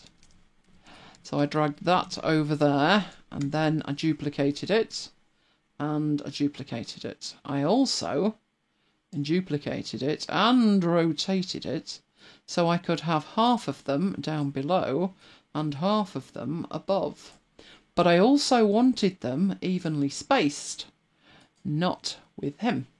So up there I went to Arrange, Distribute Objects horizontally, and that just keyed them up, at which point I could put them in a group and then move them to the centre like that. And then all I needed to do was grab some text and put in there 2020 and copy that. Hang on, copy, and that one would be the blissful days of 2018 when we were naive and pandemic free. And put that one there. 2019 was pretty good as well. We're hoping for better for 2021. There you go. And 2022. By which point we'll probably still be here sat waiting for the bins to be collected. But there you go, a simple timeline. Absolutely. Okay, what was this one? This one was, it gives you a kind of triangular column look. Really simple. Just get the line and put that up like that. The only way is up. Obviously making it the colour that you want. And then you've got to think about this. And it's really, really simple. When you look at it, what is it? It's just a triangle and a rectangle. And they've literally just put that at the top. So if we go get a rectangle, and we narrow it down a bit, and we go get a triangle. I wonder which triangle will work best. Could be either. Pretty much like that. And squish that down. That's not squishing too well. Shall we try the other one that I used? Shall we try you? Squish you down. Perfect. Right, all you need to do is make sure that that is the same width as the bar. And then take it down a bit. And it looks like a Toblerone, Mike. And then to get this the right height, I mean, these have no numbers on them, but to get them the right height, if you make sure you're on the Arrange, and again, you set the height to 100, and then you do your, if you've got one where the sales were 20% better, then that one doesn't need to be 100, it needs to be 120. So try and line them up, grab the bottom, make that 120. And if you've got the next one at 150, same performance. So take that to 150. This is the trick, because if you try scaling it with these things at the top, they'll all go out of kilter. So what I would do with them, they are going to be, you've duplicated them, so they are correct in terms of the gap between them, and they're not out of shape. Now I would group each one together, because I've pulled it down, not tried pulling it up, because that would mean moving the triangles. Now, because they're grouped, grab the whole lot together, go to Arrange, Align, Bottom.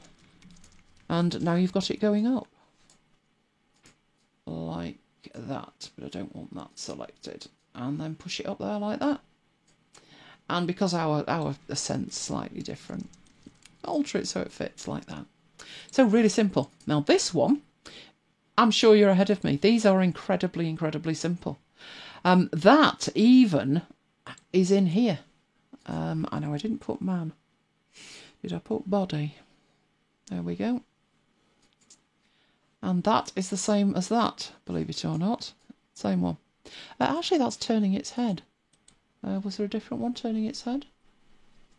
Oh, maybe that didn't come from in here, but I thought the hands were the same. But all you need to do, put them in there. Go grab an arrow. You'll notice the arrow only has an arrowhead at one end. But if you go into your style, you can select to have the end points. Hang on, where's the end point gone? Where on earth have you disappeared to? End point, there he is. One at either end. And if you make that bigger, then you get better arrowheads on it. At which point you can make it the right colour and then just stick the text on it of 1 metre. So whatever infographics you actually want to make, it's not difficult, is it? You can actually do your own. In fact, we don't have 1 metre. No, no, no. I do not want to be that close to another human being right now. Dogs are fine, obviously. Right, so there's that. Make that a bit bigger. And make it the right colour. And what colour should we have these people? Like gold people. Or green people. No, they look like aliens. No, let's leave them as blue people. There we go. And again, group it together and you've got a little infographic that you can put somewhere like these ones, where if you remember what it actually looked like, they were absolutely jam-packed on a slide. 4 metres is what Kim's after. You say Mike isn't human. Mike's superhuman, Neil. See what I did there? Got out of that one. Even something like this, which initially looks difficult, not difficult. So we'll add that. Not helpful that it comes on a black slide as black, but never mind. So we'll create the line first, put the end points on it, make them a smidgen bigger so we can see them. And then we need to do this, which again, really simple. Over here, get your circles. Now, before I make the circles any bigger, I'm going to get that first circle. And it doesn't have a fill on it. So in the fill, we want no fill.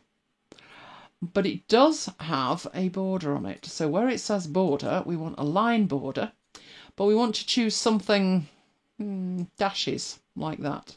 And probably a bit thinner like that. And that one looks like it may have more of a gap. It's that one. There we go. So once you've got the first one, you duplicate that out and make that bigger for the second one.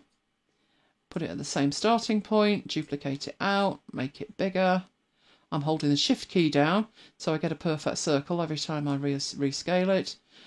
Take it out again, with that one, make it bigger again, and put it in place. And there you go. So these things are really simple. You don't really need these services. Honestly, trust me, you don't. That's just a different one of our fella, isn't it? Like we had before. Let's have a look what they've done with it. They've actually covered that up. No, they haven't. They've sliced him. Oh, that's scary. I'd probably just... could you do that, actually, like that? Let's have a contemplation. I think I'd do that by cutting across him just like we did before. So let's say we go and get him. There he is. So we'll make him a bit bigger so we can actually see it happen. But if I wanted 4 pieces like that, I'd need to make this a certain size. So let's see what size it is, height-wise. I tend to start with him around 100 because it makes it easier for the percentage. Now, I know that's going to be tiny. At 100. There he is at 100. So we want 20, 20, 30 and 30. Okay. How on earth are we going to do that? That's not as difficult as you would think. Let's zoom into him. Right, so what did I say? Let's move him across. 20, 20, 30, 40, I think. Let's have a look. That isn't actually very well done. You can see the join. Look, you can see the join. But there's lots of joins there. Good grief, there's multiple joins. What have they done? Good grief. Right, 20, 20, 30, 30. Okay, well, we've got our fella, and he is at 100. And all we need to do is bring on this. And you need to make sure that the height of this, we're going to need two of them. We want one that's 30 pixels high, like that.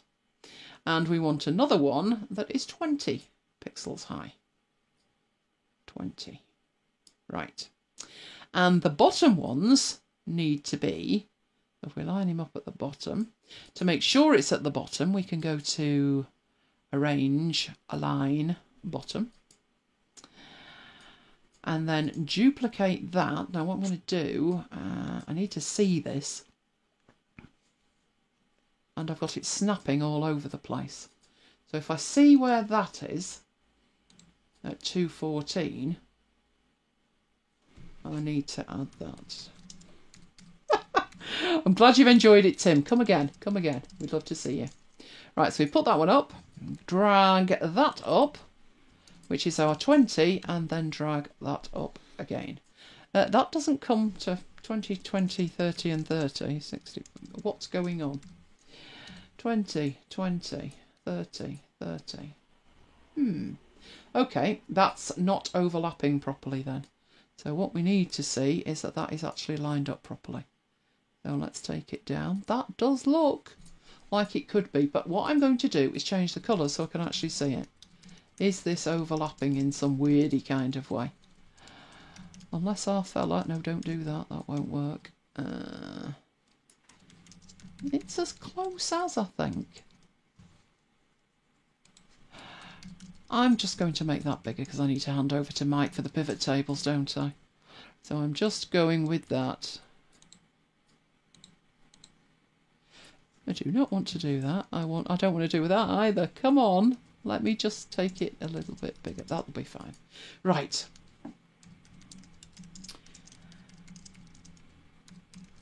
Prochain. My new prochain. Next. Yeah. L'année prochaine. Next year. We'll see the French team next year. I knew that word. Right. Okay. So I've got all of these pieces and the little man behind there. What Boolean operation do I need now?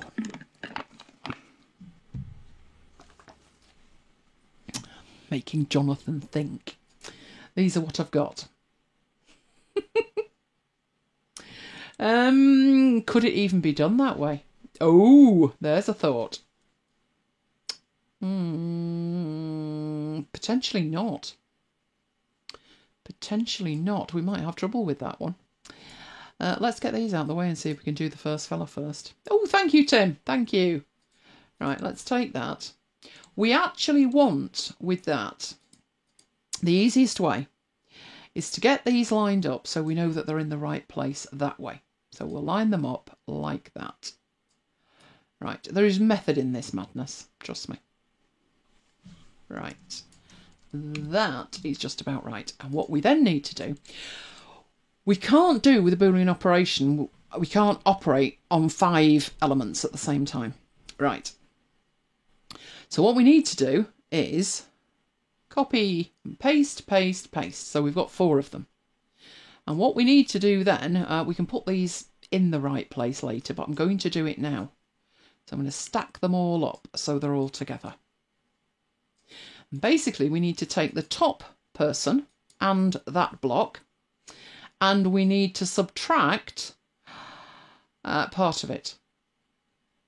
I'm wondering, if this will work. Oh, we could have the intersection. The intersection would work. So now we have the legs. But we don't have this bit. So I'm going to take that, move it across. And we'll take that to the front. And same principle really. With this, we need where it intersects. So pick the two and intersect. And now we've got the middle bit. Grab this, move that across. Again, bring it to the front. Make sure we've got person in the background. And again, the intersect. And that gives us that bit of the body. And then that leaves this one, which may or may not be at the front or back. I have no idea. Oh, he's at the back. Okay, so they've got it, that the head is orange and the next bit is pink. I do believe we have a pink. We do. The next bit is some kind of green, which we've got a very garish green. We'll go for garish green. And the legs are blue. And that's how you do it. You actually there have... There's the legs. There's the green body. And there's the top half of the body. And you did it by having 4 instances of the man and cropping bits off. We're doing movies tonight, actually, aren't we? Mm. Yeah, which one's this? Hannibal Lecter? But, you know, it works. And when you piece it together, yours then, so grab the whole lot together, group them, and then you can scale it any way you like, and it will retain in proportion. In fact, when we move that next to theirs, ours is better because there's no joining pieces. There you go. We could make him the same size as that. And there we go. So pretty much what I'm showing you is you can make your own infographics. It's not difficult. It's not. And one more, which is the most simple. Come on, that is really simple. Just go get your triangle. Stick it down there. Scale it up. You know, as wide as you want or narrower. And the trick is to make it look nice like that, is to just grab these. So put one there like that, like that. Move that one to the back. That one to the back. And then just change the colours. So that one was a dark grey. And that one was a lighter grey. And then there's a blue one. Grab the lot of them and there's yours. And again, all you would need to do is put the numbers on it. And if you want these little dots up here, a couple of ways to do that. One way would be the long way. Don't do it this way. If you're tempted, don't do it this way. Even if you're tempted, don't do it that way. Where there's a little dot and then you go get a line and you make a little lollipop with it. Don't do that. Right, that's then straight. Put that in there. Grab that. And basically make a group with it. I know the colour's not right and pop it down there. No, that's not the way to do it. Don't do that. Because it's too long-winded. If you go back up here and you choose the one with the arrow on, I know what you're thinking. It's not an arrow. I know that. I can see that too. But if we pop that down there, send it to the back, make it the right colour, so it's blue and it matches. Make it a smidgen thicker, like that. Still doesn't look right. But each of the arrows has a different end point. And you can make that the lollipop end point. There you go. And you can then just duplicate that. Get it in the right place with the shape. And change the colour. So make him the dark grey and him the light grey. And it's just way faster. There you go. Wrong grey. That grey. There we go. Really simple. So, if you think of any others that you'd like to do, if you see any examples and you think I have no idea how I can put that together, let me know and then we can look at more of those. But right now I'm going to hand over to Mike. So I'll get rid of that off the screen and do some magic. Right, are you ready? I will be. I can see. Oh, hang on, I'm lying. Sorry, Mike. I will be coming over to Mike, but I've got the freebies first. So in case he's panicking, don't panic. We have freebies first, and I have good freebies. I do. I have something called Burst, which is a stock image site, and it's really good quality. They are from Shopify. So the Shopify service is making money in other ways, and they are making high quality images available for people who host their sites on Shopify and sell things via Shopify. But it's free to everybody. So there's business images, really high quality stuff. Couldn't resist putting that one in. How hungry are we now? You can even in here, there are images that you can adjust for you to customize. So obviously I've put the MacBites FM website on there. And that is burst.com. So that's the QR code. The next one is also stock images. And the reason that I've looked at 2 stock images is a lot of the ones that you look at, you know, one minute they're there and the next they've gone or somebody's bought them. These 2 are both very high quality images. And they are there. This one's called Reshot. I thought I'd include this one from theirs. That's completely unedited. Hat tip to MacBiter Pete. Air ambulance. That one's completely untouched. That's the original. Not sure where that is. It actually looks like Edinburgh to me, Mike. But maybe not. But you don't have to use them as is. So that one is a photo of the library in Stuttgart. And it's the most beautiful library. But when I looked at it... Probably the Golden Gate. It might be. But Edinburgh has one that looks like that. It's just not quite that pretty. And it's a bit cold in Edinburgh. But you don't have to actually use these images as you get them. You can edit them. So a completely different look from that one, where there's 2 people in it, will be to just give it a different crop. And now it's the library and there's no people. But you can also edit it in terms of colour, because that's got some kind of filter on it to make it look antique, basically. But you make it a higher, give it a bit of buzz. It's cropped and it's recoloured. And that's probably how I would use it. I would want it brighter and bolder than the original.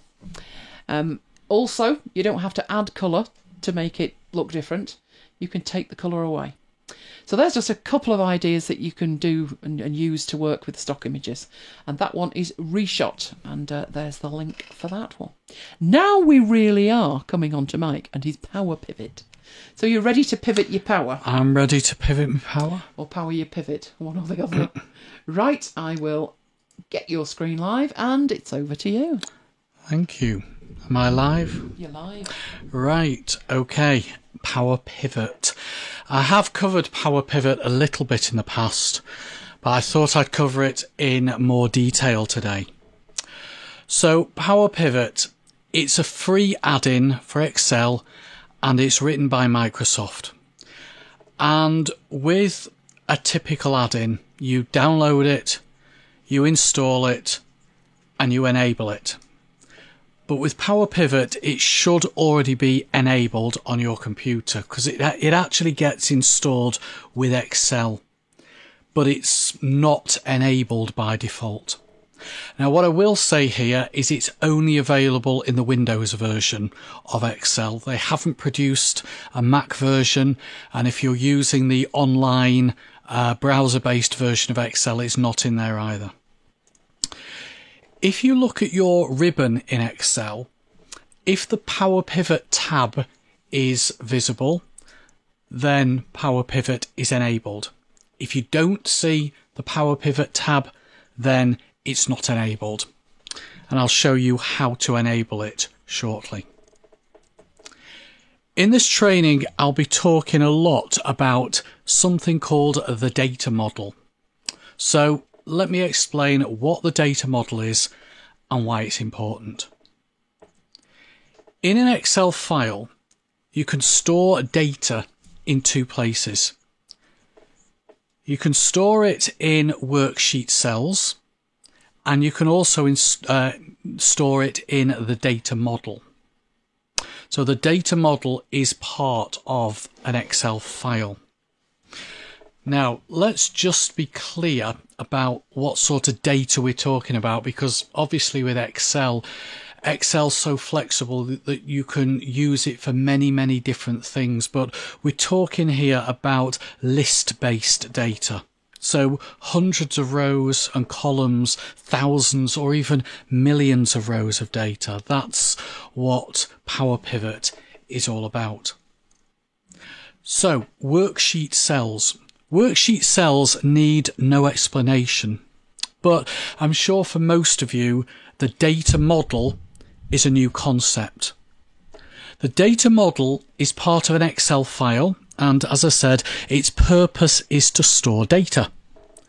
But to view the data stored in it, you need to use Power Pivot. If you want to view how the data gets into the data model, it's one of the things that I'll cover on the training. Now, storing your data in the data model instead of the worksheet cells provides a number of benefits. The first benefit is the amount of data that can be stored. As I'm sure most of you know, an Excel workbook has just over 1 million rows. So if your data set is bigger than that, you've got a storage problem. In reality, Excel can't actually handle that much data anyway. I've seen Excel struggle with workbooks that contain 100,000 rows of data. And by struggle, I mean Excel runs slowly, you get not responding messages, it crashes, that type of thing. The data model has a much larger capacity than this. I don't actually know what the capacity of the data model is. I think it is limited just by the amount of memory that you have on your machine. But it can handle much more data without a negative impact on performance. The second benefit of being able to create a pivot table, of using Power Pivot, is being able to create a pivot table from multiple sets of data. And shortly I'll create a pivot table where the data is stored in separate lists in Excel. Traditionally what you do is use a VLOOKUP to combine the data into a single list and then build the pivot table from that list. Now Neil said buffer, hopefully I'm back. That was a while ago and I think it's okay. Okay, great. Using Power Pivot, what you can do is copy the data into the data model and then build the pivot table by using the data model as the pivot table source. I'll show you how to do that. Third benefit of storing your data in the data model is creating a pivot table from data that's stored outside Excel. So this could be in a database, it could be a web page, it could be a CSV file, for example. The easiest way to do that is also to copy the data into the data model and then use the data model as the pivot table source. And finally, if your data is stored in the data model, you can use DAX, which stands for Data Analysis Expressions. DAX is a formula language, similar to Excel's formula language, but more powerful. And yeah, it is a bit like a relational crosstab query, Neil. That's a good way of thinking of it. DAX can be used to perform calculations on data that's stored in the data model, and we'll look at the basics of DAX a little bit later on. So that's why I would recommend taking my data and storing it in the data model rather than storing it in an actual workbook. Now, let's come out of this and go into Excel. I'm going to go into a blank workbook. And you can see if you look on the ribbon that we've got the Power Pivot tab there.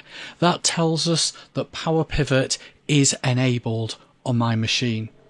But if the Power Pivot tab wasn't there, you go to File, Options, Add-ins. And then where you've got Manage, change the drop down from Excel add-ins to COM add-ins and click Go. So it's File, Options, Add-ins, choose COM add-ins, click Go, and put a tick in the box next to Power Pivot for Excel. And that's how, when you click OK, that's how you get Power Pivot enabled. That's how you get the tab appearing up there. If when you go to File, Options, Add-ins and you get that list of add-ins, Excel isn't listed, then you might need to purchase an upgrade to your current version of Excel. If you do, best bet's probably see your IT department. So let's start by opening up one of my demo files, and the file I'm going to open up is Power Pivot 1A. One of the main reasons, and I said this in the introduction going through the slides, one of the main reasons that people use Power Pivot is to create pivot tables that are based on 2 or more Excel lists. Pretty much, as you said, Neil, a relational crosstab query. So here I've got a pivot table, and this pivot table, which is here, is based on data in this list and data in this list. Now I've put that data onto the same worksheet, but you don't have to. It could be in separate worksheets within this file. It's just to save me switching between worksheets during this demo. Normally, you can't do that with pivot tables. Normally, the pivot tables have to be based on a single block of data, but with Power Pivot, you can now create your pivot tables based on multiple sets of data. If I go to Power Pivot and I click on Manage over on the left, that opens up the Power Pivot window. And you can see that there are 2 tables in there. I'll be coming back to the Power Pivot window shortly, so I'll just close that down for the minute. If I then close this file down and open up another file, Power Pivot 1b, this is where I'm going to create the pivot table. But before I can do that, I have to do a little bit of preparation.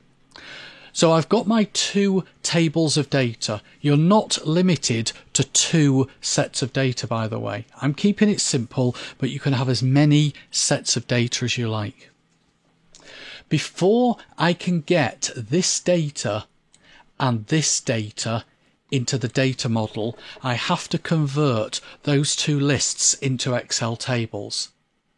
By clicking in the list, I'll do this first list first. So clicking in the list and click on Insert Table and click on OK.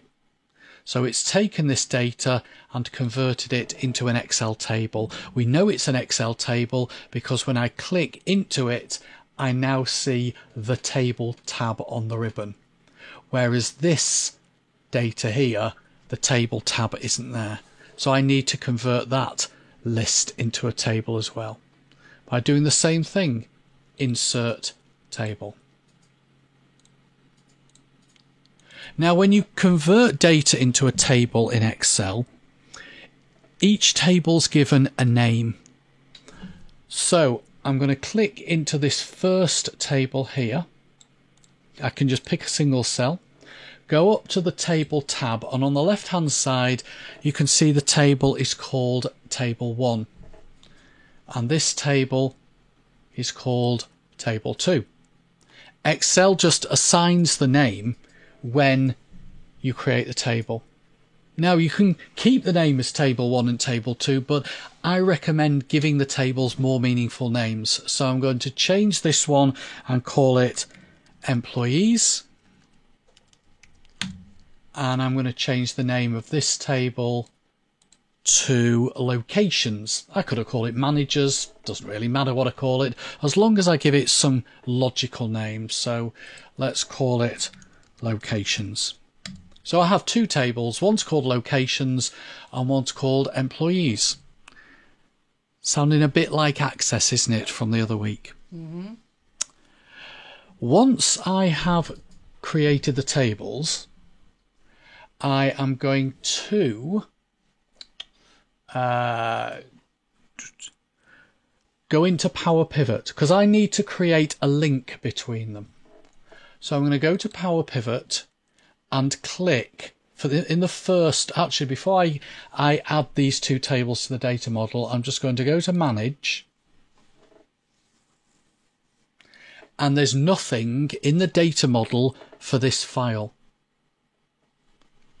So close the data model window down and then click into the first table, click on Power Pivot, Add to Data Model.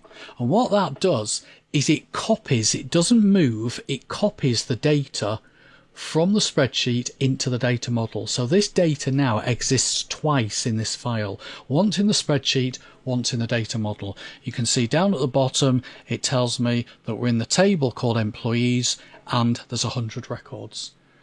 Close that down and repeat the process for this table here. So Power Pivot, add to data model, and it copies the data from that table into the data model of this file.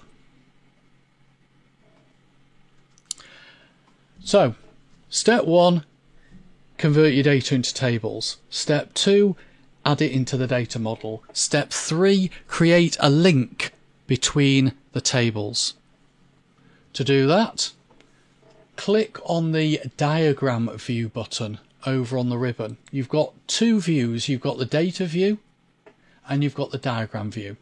The diagram view, it's very much like the Access Relationships window. It shows you the structure of all the tables and allows you to create a relationship between the tables, and it actually works exactly the same way as Access. So those of you who've been following along with the Access over the last few weeks, this will be very familiar to you. Identify the two tables that you want to, the two fields that you want to use. They don't have to have the same name, but I'm going to link on office equals location and drag and drop. It doesn't matter which way round you do it. It doesn't matter whether I'd gone from location to office or office to location, because Power Pivot only supports one-to-many relationships. If you remember the discussion we had with Access with the different relationship types, Power Pivot only supports one-to-many relationships. If you want to start working with one-to-one and many-to-one, you need to use Power BI, which is something I will look at in the coming weeks. Okay, so once you've done that, I can close the Power Pivot window down. And then at this point, I can create my pivot table. So you create the pivot table in the same way as you create any pivot table. Normally though, when you build a pivot table, you start in a cell within the data that you want to build the pivot table from. But when you're basing the pivot table on the data model rather than data in a spreadsheet, you start on a blank cell. So I usually start on a cell where I'm going to build the pivot table from. And then, as you normally would, click on Insert, click on Pivot Table. We've done this many times before in other demos. But you'll notice it says use this workbook's data model. So because there is data in this in the data model for this file, it's detected that and it's defaulted to that. And that's what I want to use. So I want to use the data model in this file as the source for this pivot table. Click on OK. And what it's done is it's picked up the names of the two tables in the data model. And when you click the little arrow to expand them, it shows you the names of the fields within that table. So what I'll do here is I will drag a location into the rows section, and I will drag the employee ID into the values section, and there is my pivot table. So I've created a pivot table where I'm pulling the data from two different lists within Excel. As long as the list can be related, which they can, using office and location, you can then build your pivot table. Okay, if I close this down, I'm not going to save it because I've realized that I'm actually using, so if I make a copy of this, I'm actually using my master set of data. That wasn't really the best thing I could have done, but never mind, there we go. I've got a copy of my data now.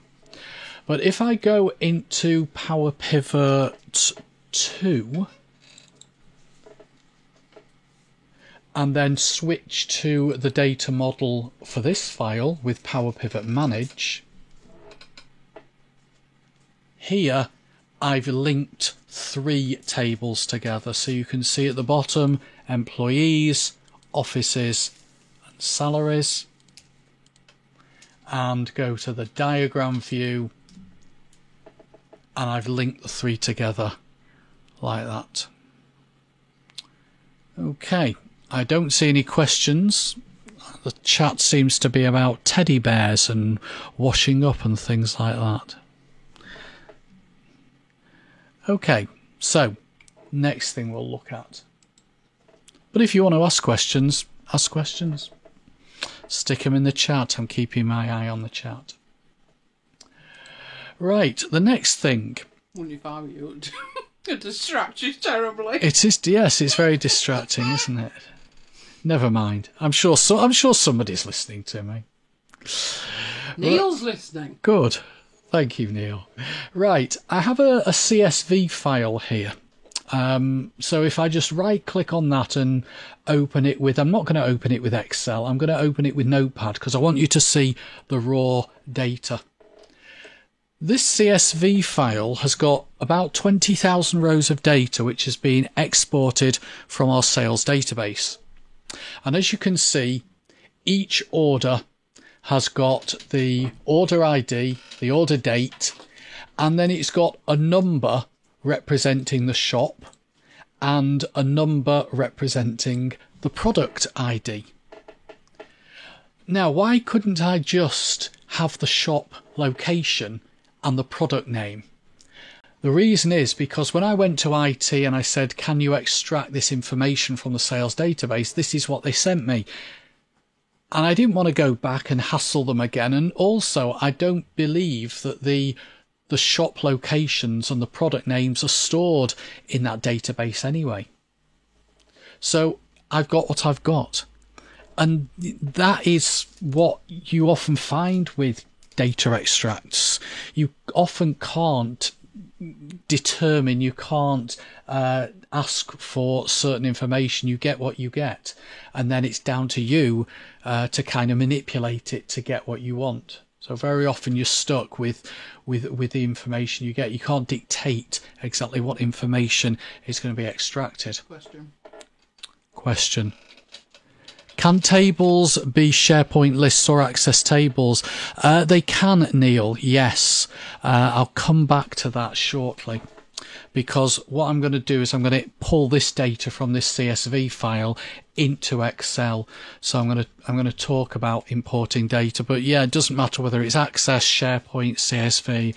There's a whole ton of other things that you can import from.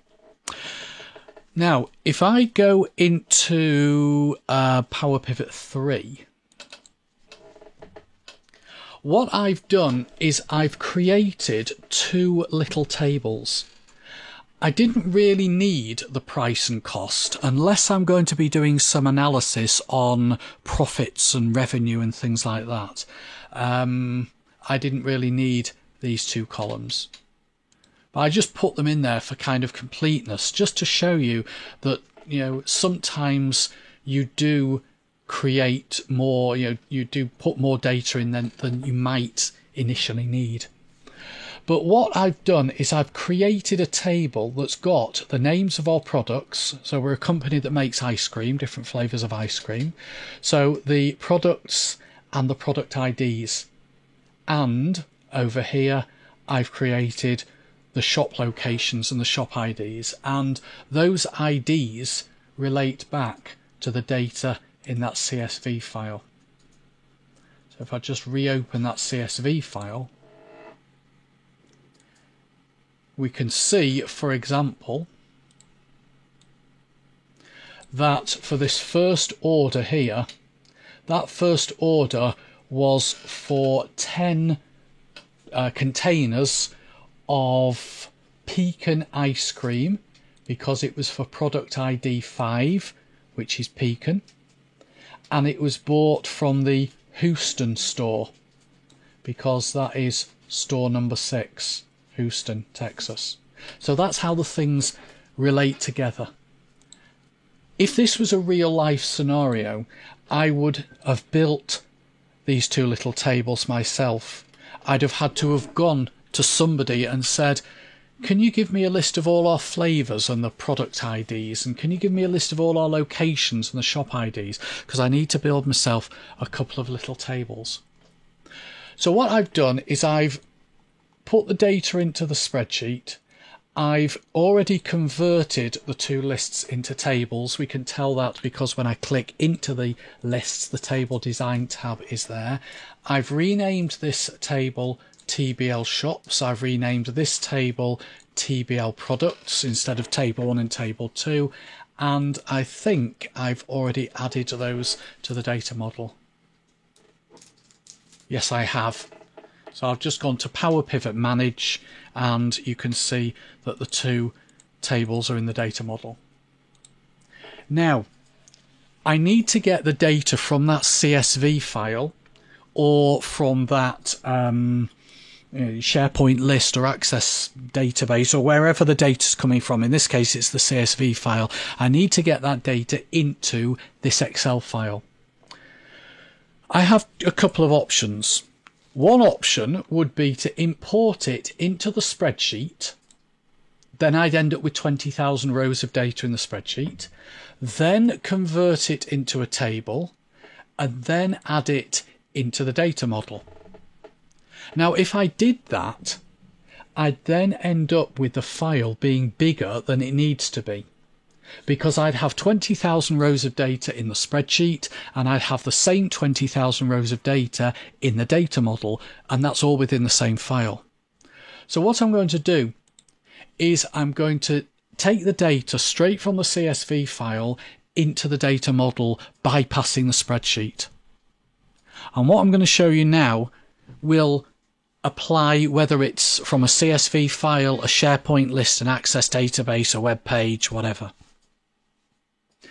Really, you should try and avoid having any data in the spreadsheet. I know we've got this data and we've got this data, but they're really small tables. They're not going to have any effect on the size of the file, whereas sticking 20,000 rows of data into the spreadsheet will do. And if you're really worried about the file size, once you've copied this data into the data model, you could delete it from the spreadsheet. And now it exists only in the data model. But how do I get that data from the CSV file into the data model? The easiest way is on the Data tab, use Get and Transform.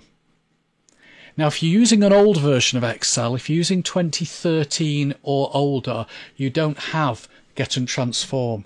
You'll have to download and install an add-in called Power Query. So if I go to Data, on the ribbon we actually have from CSV. But you can pull data in from more than just CSV files and web pages. If you go to Get Data, this is where you've got access to loads of different data sources. So things like Excel files, XML files, Access databases, SQL databases, Oracle databases, Azure warehouses, SharePoint lists. There you go, Neil. It's on the Online Services menu. SharePoint list again is also available on the From Other Sources. So hopefully that answers your question. On the Data, Get Data menu, you've got access to loads of different data sources. But in this example, my data needs to come from a CSV file into the data model for this file, bypassing the spreadsheet. So I'll go to Data, From Text or CSV, choose the CSV file, which is in this folder here. There it is, Orders, click Import. Now here's the really important bit. Do not click the Load button at the bottom, because if you do, you will load the 20,000 rows of data into this file into the spreadsheet part. Click the arrow next to load and click load to. And that gives you more options. And what we want to do here is choose only create connection and add to the data model.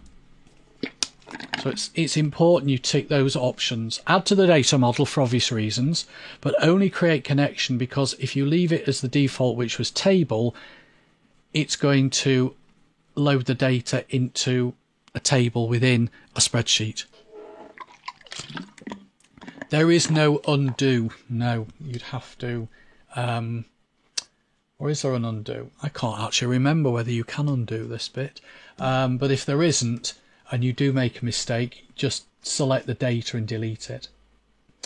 So click on OK, having made sure I've set those options up.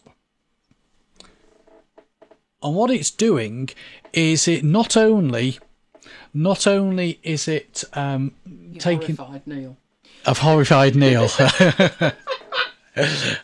Sorry, Neil. Not only is it taking the data straight to the data model behind the scenes, it's created what's called a query. A query is simply the link, the conduit between this Excel file and the source data. But if I go to Power Pivot and Manage, you can now see that it's taken the orders CSV file and it's copied the data, it's created a table, copied the data into the data model. Okay, so I then need to go to Diagram View and set up my relationships. And for this one, I'm going to link the orders table to the shops table based on shop ID equals store ID. And I'm going to link the orders table to the products table using product ID equals flavor ID. And then I'm going to rearrange the layout of this so it looks more logical. So from a visual point of view, it's more logical. Exactly as we did in Access the other week. Once I've done that, I can close down the data model window, the Power Pivot window, and I can build my pivot table. So let's just, there's already some pivot tables there, but let's just start a new spreadsheet, insert pivot table, use the workbook's data model, click OK, and there's my three data sources. The little icon there against orders indicates that that's external data. But what I'll do here is I'll drag flavor into rows from the products table.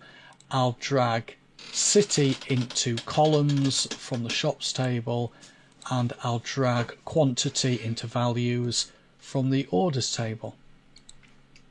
And there is my pivot table, which is summarizing for me the number of orders per product and location. Now, you can have just a single data source, because what we focused on so far is having two or more tables in the data model and then building your pivot tables, data sources.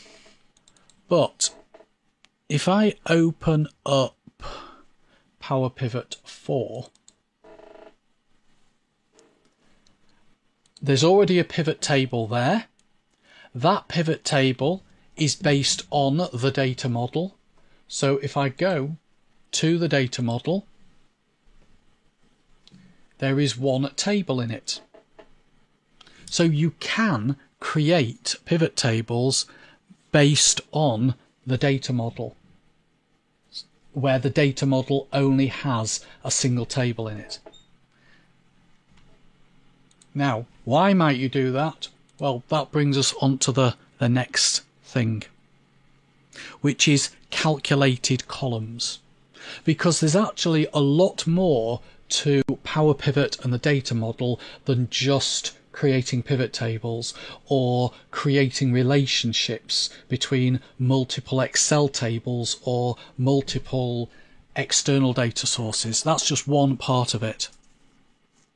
So let's have a look at calculated columns. I'm going to open calculated columns 1. I have here a partly completed pivot table, and that pivot table is actually based on this data. So yes, just for a change, I'm going to create a pivot table that is based on data in the spreadsheet, not data in the data model. But I'm doing it for a reason, because it's something I want to demonstrate. And it's a traditional pivot table based on a single set of data. I need to show profit per product, but I've got a problem because I don't have a profit column in there.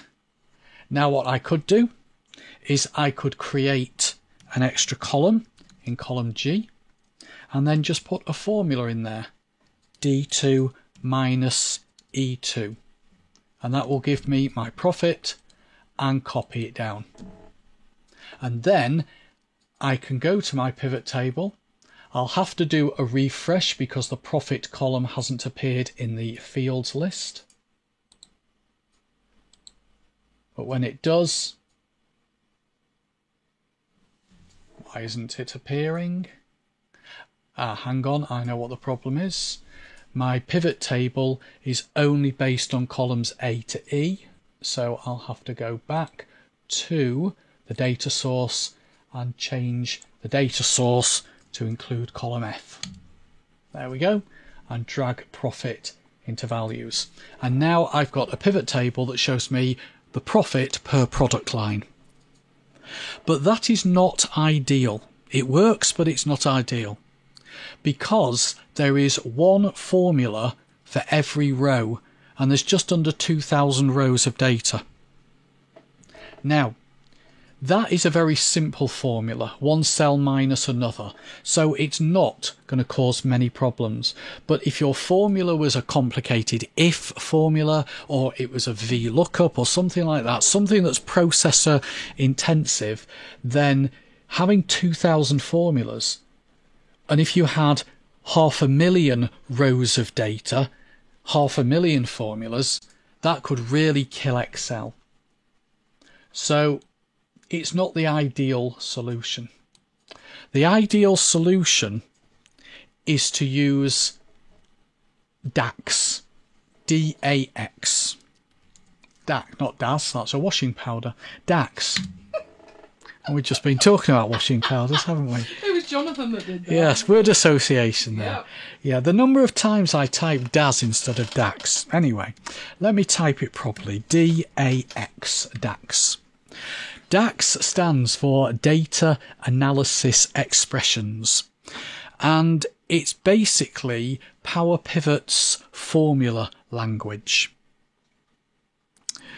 And so what I'm going to do is I'm going to show you an alternative way of creating this pivot table here. So I'm going to go to sheet 2. On sheet 2 I've got 2 pivot tables, and the data source for both of those pivot tables is a single table in the data model. So if I go to the data model, Power Pivot Manage, there are almost 2,000 rows in a single table in the data model. And the 2 pivot tables that I've got are already based on the data in the data model. How do you know that? Because if you click into the pivot table and click on Analyze, the Change Data Source button is greyed out. The Change Data Source button being greyed out tells me that the data for this pivot table and the data for this pivot table, because the data source button is also grayed out when I select this pivot table. So the data source for those two pivot tables is not the Excel worksheet, it's the data model. So that's how I know that this pivot table and this pivot table are based on the data in the data model, because when you click into the pivot table, the change data source button is grayed out, whereas for this pivot table the change data source button is clickable, and it tells me that the data source for this pivot table is a range of cells in the spreadsheet. So I want to do exactly the same thing. I want to create a calculated field for both pivot tables to show me the revenue per product and the revenue per city. To do it, I need to create a calculated field, and I do that not in the spreadsheet but in the data model. So I switch to the data model, and you will always see on the right hand side of the table an extra column called Add Column. Double click on that and rename it. You can call it whatever you like, but profit seems logical. So type in its name and press enter. And then with that column highlighted, because you can click on any of these column headings to select them. So with that column selected, you click in the formula bar, just like you do in Excel, and all DAX formulas begin with an equal sign, just like Excel. So there is a lot of commonality here. But instead of using D1 minus E1, you use the column names. So it would be revenue minus cost. Now, as soon as I type the letter R, I get a list popping up. This is the autocomplete. And yes, there is revenue. You'll notice it's got square brackets around it because all column names have to have square brackets around them. But you also have sales YTD revenue. That and that are the same. They both refer to the revenue column in the table called Sales YTD. You don't have to include the table name at the beginning, but it's preferable to do so. It's good practice. It's called the fully qualified name, and it's recommended that you do. But you also see in that list DAX functions whose name begins with R. Now, a lot of those DAX functions have been ported across from Excel, so some of them you will recognize. But I want to choose revenue, and because I'm following best practice, I'll choose the one that starts with the table name by double clicking it. Then I'll stick a minus sign, and then I want cost. So if I type the letter C and it's not case sensitive, I get a list of all the DAX functions whose name begins with a C. I also get city, which is one of our columns, and I get cost, and I get sales YTD city and sales YTD cost. So I'll double click on sales YTD cost. And there's my formula.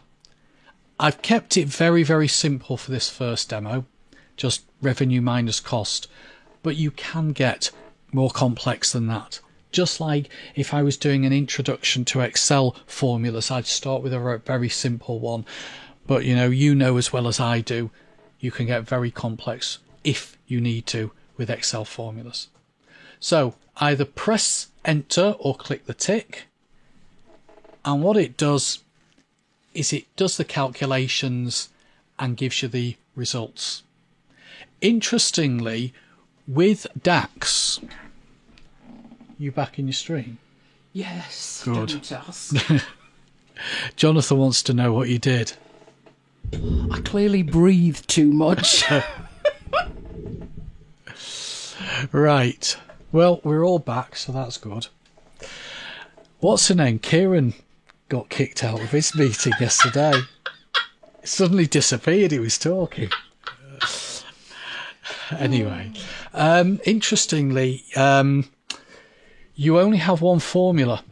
If this was Excel, then you'd have 1,980 formulas. But with Power Pivot, you have one formula that gets applied to every row. So it's it's going to save space. It's going to save disk space. But once I've done the formula, I will close Power Pivot down, and automatically we have this profit field appearing. So there's no need to do any refresh or anything like that. It just appears. Then all I need to do is drag it, make sure I'm in the right pivot table. So I'll do the first pivot table first, the one in A and B, and then just drag profit and drop it into the value section. And there we go. If I didn't want to show the revenue, I can just remove the revenue. So I'll remove the revenue from this pivot table and I'll replace it with the profit. And there we go. We have profit per city and profit per product line. So that is a calculated field or calculated column. But there's another way that you can achieve what I've just done, and that is to use what's called a measure.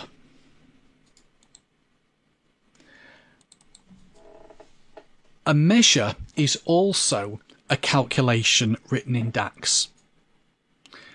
And there are differences between calculated columns and measures, and I'll talk about those shortly. So what I will do here is I'll repeat that same demo, but do it a slightly different way. I'll use measure instead of calculated field. And then I'll talk about why you should use one against the other. So how do you create a measure? You go to the Power Pivot tab, click on Measures and click Create New Measure. You can have as many measures as you like within a file. And if you click on Manage Measures, you will see any measures that you've already got in this file. And you can, from here, you can edit them, you can delete them. You can also create a new measure from here. But it's a lot simpler just to go Power Pivot, Measures, New Measure. A measure is basically a calculated column. Or a calculation, not a calculated column, a calculation. So the measure has to be given a name. And I'll call this one profit. You don't have to give it a description. But you do have to build the formula. So the formula is going to be the revenue minus the cost. But the big difference between calculated columns and measures is that calculated columns perform the calculation on every row. So what I did with the calculated column was to put revenue minus cost. Okay, as simple as that, revenue minus cost.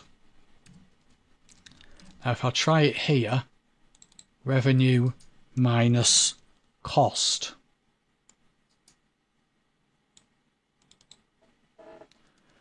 What I can also do is choose the formatting I want. So select currency and choose the currency symbol. Where's it gone?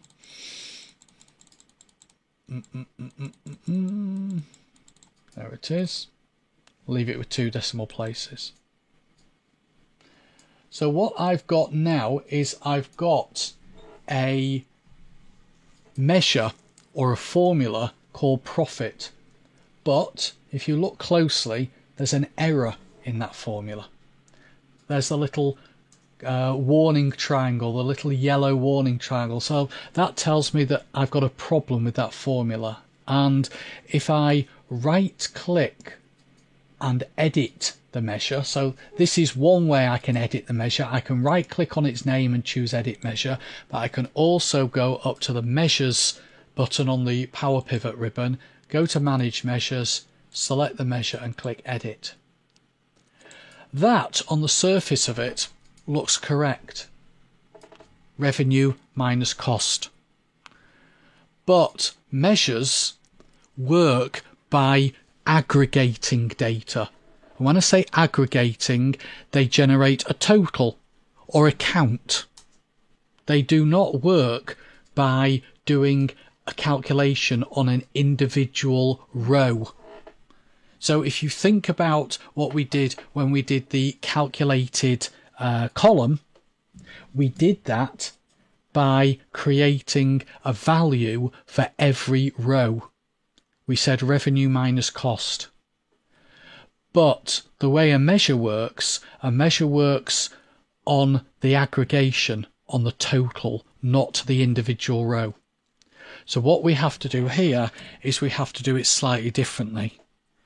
We have to say sum of revenue minus sum of cost. So in other words, it's going to take all the numbers. I'll show you actually. Let's just click OK and close that. If I go into the data model, it's going to take all the revenues and subtract from that all the costs. So it's not working on a row by row basis.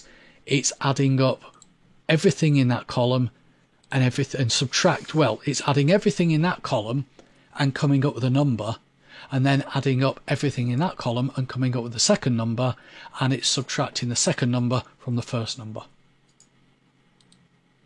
So there is the profit, but the fact it's got an FX before it means it's a measure. So if I remove revenue from that pivot table and remove revenue from that pivot table, and I add in profit, and I add in profit,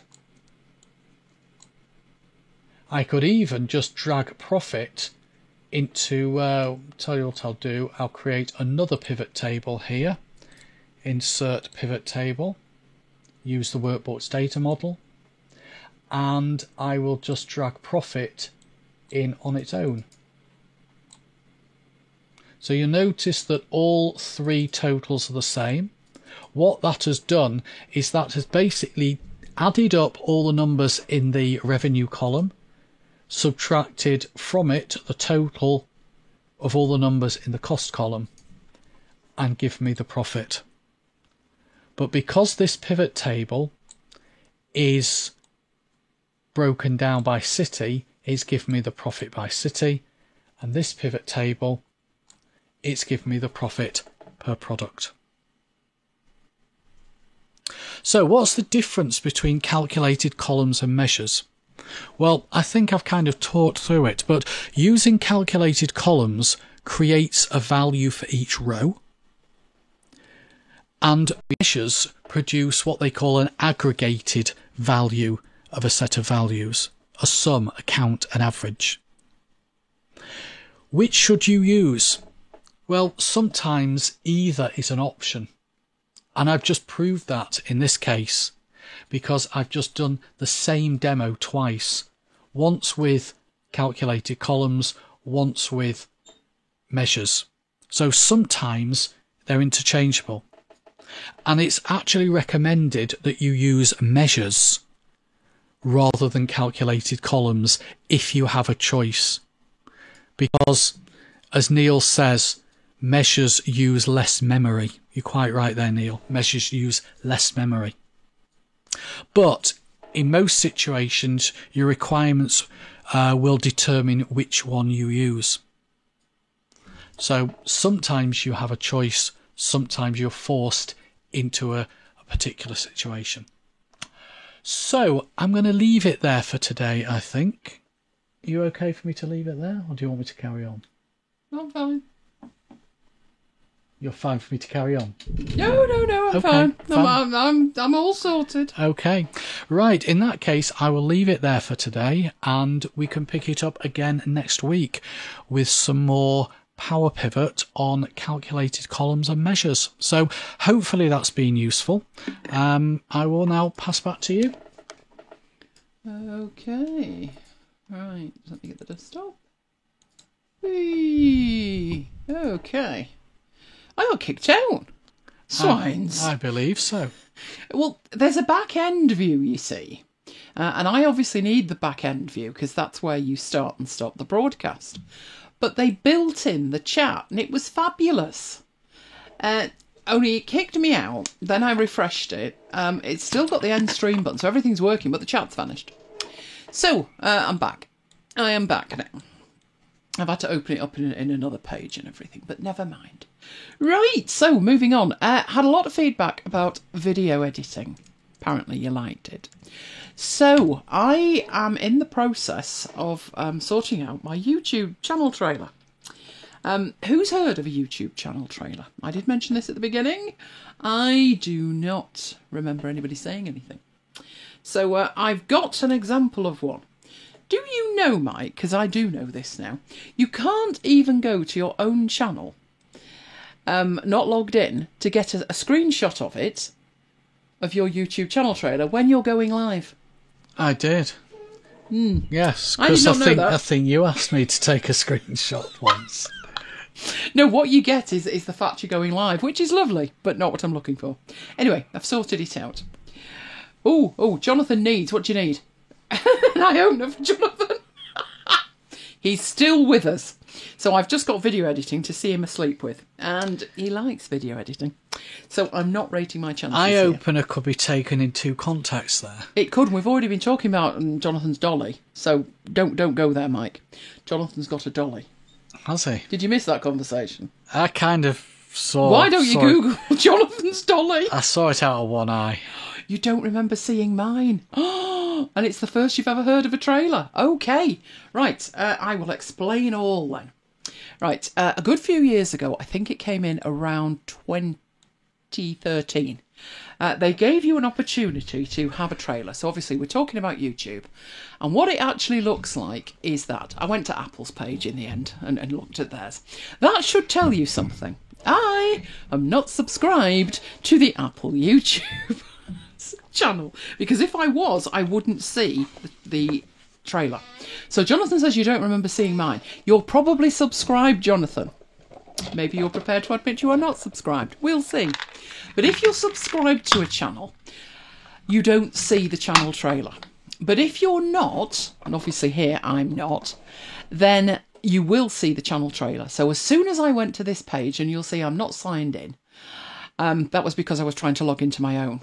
But I couldn't because, well, I did, but I got to my own and it said this channel's live at the moment, and that was the video that we were seeing. So I went and tried somewhere else. So what we're looking at is the channel trailer, and what they're showing you is the latest iPhone, the iPhone SE. The logic of the channel trailer is to succinctly tell somebody what the channel is about and suggest that they subscribe. Now, you have two ways of doing that. That was brilliant, Melinda. I'm glad to know that was Mike speaking. I just joined and was afraid Elaine wasn't feeling well. No, I'm back now. Right, so that's the video on the left. The other element that you have is the description on the right. So taken together, that is your opportunity to speak to somebody who lands on your channel page and isn't subscribed. And it's your two opportunities, one via the video and two via the words that you put, to tempt them to subscribe. Now, the idea of the channel trailer is it's short and succinct. Now, some channel trailers I've seen are like an hour and a half. And I'm like, does anybody actually watch a channel trailer for an hour and a half? The optimum length is long enough to explain what you do and short enough that they actually sit and watch it. And then the logic being they will then subscribe. They will hit the subscribe button. Now, you can see that one from Apple has had 19.5 million views. Fractionally more than mine. Just fractionally. And it was put up a month ago. Now, mine's been up there, shame here, since 2013. And like I said, it was getting a little bit long in the tooth. So I was looking to redo it. But I thought if you're going to redo it, then you need to do it properly. So I set about doing it properly. So if you are not subscribed to my channel, you'll go to my page and you will see this old video. And I don't intend to change it greatly, but all of the visuals need to be brought up to date. And I will be changing it, the words, because I do things now that I didn't do then. And there were things that I did then that I don't do now. So for instance, we now have after hours every week. And I will be changing the words to go with it. So I'm assuming you know nothing, and I'm going to start completely from scratch. If you are subscribed and you want to see what's there right now, just log out or log into an incognito window and go to my channel. It's youtube.com/ElaineGiles, and you'll be able to see the very long in the tooth video. I am looking to improve the visuals, make it high definition, incredibly high definition, aiming for 4K.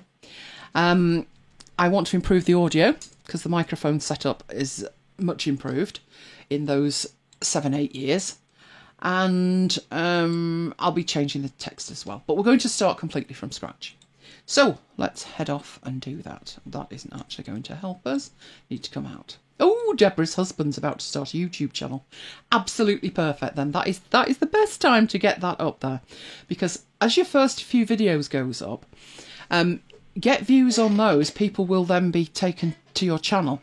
YouTube appreciates you putting this up as well, and they will send traffic your way. Right, okay, so the first thing I needed to do was to write the script. I can't tell you how long this takes, because you literally only have a few moments to capture somebody, their imagination. So that was my script. So I'm not going to talk you through it because I'm going to play it to you in audio. Between today's episode of Marooned at MacBites headquarters and MacBites After Hours, I recorded that. Yes, if I could actually put capital I's as well, it would probably help. So that was the script that I worked from. So what I did was I made that window a bit smaller like that, and I literally just spoke it into my microphone, which meant I ended up with an audio file. And hopefully I can find said audio file. Right, I did sort all of these out. Yes, we don't want that, and we're not going to do an update at the moment, are we? I'm going to ignore you for now. Okay, that's just as we were past over midnight. So, I put together an entire project for this, and this is what it looked like. So I've got icons from the applications that I want to talk about. So I've got big icons from those. I also have some work that we did because I demonstrated the holiday animation from After Hours 17. That was ages ago. And then I've got my video framework, which is this. This is what it looks like. All of my videos look exactly the same, and it means when I go and need to update a video, I know instantly where everything is. So my source materials are going to be in the source materials. Then there will be a screen recording, and I even have one of those ready and waiting. Once it's finished, I produce a lossless version. Then I compress it with Handbrake. If it's a long video and it's got chapter markers in, they go in that folder. And any posters and stuff go in there. And if I put it on SlideShare or I create a promotion for it, they go in those folders. So I always use the same structure for the videos. So obviously we're looking for source materials and we're looking for audio. And clearly I did not put it in there. This was because I recorded it through shows, between shows. But fear not, I know exactly where it is. So I just need to go and find it and put it in there. There it is. Right, so let me get it in the right place. And then we can get it to you. Okay, right. Are we now in the right place? We are. Here we go. So there's my trailer audio, but it's unedited, which means I always, with my audio, I'll be doing some kind of testing at the beginning, and I will leave a gap at the beginning of my audio. And the reason that I will do that is to capture the room ambience, because if it's noisy, I'm going to want to reduce the noise. So for instance, I will show you how I would reduce the noise if it really needed doing, and I'm going to use Amadeus Pro for that, because what I do is a pre-edit, and a pre-edit is where you look at it and think, is this good enough or not? Now you can see from that at this end here, hang on, there we go. Are you going to move or not? Come on, there we go. The room noise is virtually non-existent. It's flatline. If there was a fan or something, it would look more like... I haven't really got anything on there that's bad. I've optimised the life out of it. Say like that little bit there. Background noise might look like that. That's actually a breath. But background noise might look like that. If you needed to do anything with it, then the best thing you can do is what I've done here, which is all of that bit is just silence, but it will have in it the room ambience. So if you're recording somewhere, and I try and make everything as quiet as possible. It doesn't need taking out in post if it was never recorded in the first place, okay? But if you literally can't, if there is a hum of something or an air conditioner and you need to remove it, use this space at the beginning, and you can go to Effects. Now, bearing in mind this is Amadeus Pro, they all do it slightly differently, but it's the same process. You go to denoising and you need a sample of the noise. Now I've got a sample of the noise. It was what was selected. Then select the whole thing, and you then go to Effects, Denoising, and you suppress that noise. Do I remember Wiretap Pro? I do. Is Amadeus Pro equivalent? No. The nearest you'll get to Wiretap Pro. Wiretap was an application that routed audio. Loopback is the nearest to that. Amadeus Pro is an editor. Wiretap Pro was an audio routing system, so it loopback for that. But for recording audio and getting, basically, I won't do that just a moment, basically getting here as flatline as I've got it, I would use Audio Hijack. That's how I've done it. I've got a very good microphone, but even then I can see that it's picking up noise. But what's happening is, at the same time as I'm speaking to you now, I'm going through Audio Hijack, and Audio Hijack is processing the audio before it gets to you. Wiretap Pro was brilliant. Unfortunately, it was from Ambrosia, and they brought out either Lion or Lion or Mountain Lion, and it broke, and they wouldn't fix it. Now, they said they couldn't fix it, but that is not true, because Rogue Amoeba, the people who make Audio Hijack Pro and Loopback, they fixed theirs. Apple break the audio every single time. So you're wanting some editing capabilities. Well, I pre-edit in Amadeus. Now, we talked earlier about another one called Twisted Wave and another one called Fission. These are all basic audio editors. If you wanted some editing capabilities, take a look at Audacity first, because it's free. Twisted Wave is £75. Ambrosia disappeared. That was the problem of them. Yep. And they did have a weird system with their licensing as well. I think you needed to regenerate the code, which is ludicrous. Because once you've bought it, if they go away, you've still got the software, but the code won't work. I agree with you. Fission doesn't work for me. This one is pretty decent, but there's Audacity, there's Twisted Wave, there's Hindenburg. Audacity's not quite right. I'm not surprised. It's a free one, and I don't like the interface. Amadeus Pro is very, very good. It's been around for a long time, but then Twisted Wave's very good as well. So it's really a personal preference. But I've sampled my noise, and then I would go to the effects and I would suppress that noise. And it takes the noise away. Now, obviously, there wasn't much noise to start with, so I'm not particularly going to save that in any way, because it was all right to start with. So I'm just going to close that down and then open it up again. I will show you what the other one looks like. I will show you Twisted Wave. They all look incredibly similar. Where's Twisted Wave? There we go. Paul loved Snap's Pro X for screen capture. I love that one at the beginning, but it was terrible when it came to the mouse trail. It just left the mouse trail all over the place. Right, this is another one that we were discussing, which is Twisted Wave. And you see, it opens it up and you can see the entire waveform. I've got my sample noise at the beginning and my sample noise at the end. And all I need to do with this is that and delete it, because I don't need it once I've done the noise suppression. Now, I don't actually need to noise suppress because the microphone's optimized at the point of recording. But for everybody else, if it isn't, if you're recording straight into the application or you're not using any kind of processing at the point of recording, you may need to run that and lose some noise. But all I need to do with it is stop and tail it. If I've made any mistakes, then I might want to fix them. So if at this point, for example, I needed to remove that breath. Some people remove every breath. Then I can do that and just cut it out. And it's as simple as that. You get these to say you've edited it, and you can move it and bring it back like that. So that's the kind of thing that you can actually do with it. But basically all I need to do is just get rid of this. I don't have to do it in a separate application, and I don't even have to do it at this particular point. But I like to make sure that the files that I take into my video editor are as small as possible. So just delete that, go to the end, leave a little bit at the end and just delete that. Simple as that. And just save the file. So I've saved that file. Now what I'm going to do now, I am going to try and make it so you can actually hear this.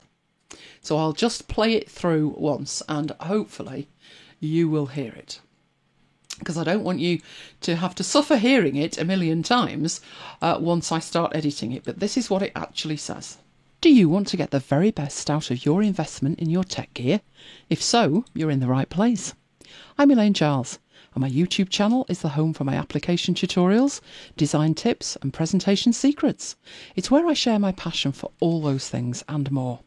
You'll find tips showing you how to get the absolute best from applications including Affinity Photo, Affinity Designer, Affinity Publisher, and a whole host of other utilities, some of which you may not have heard of yet.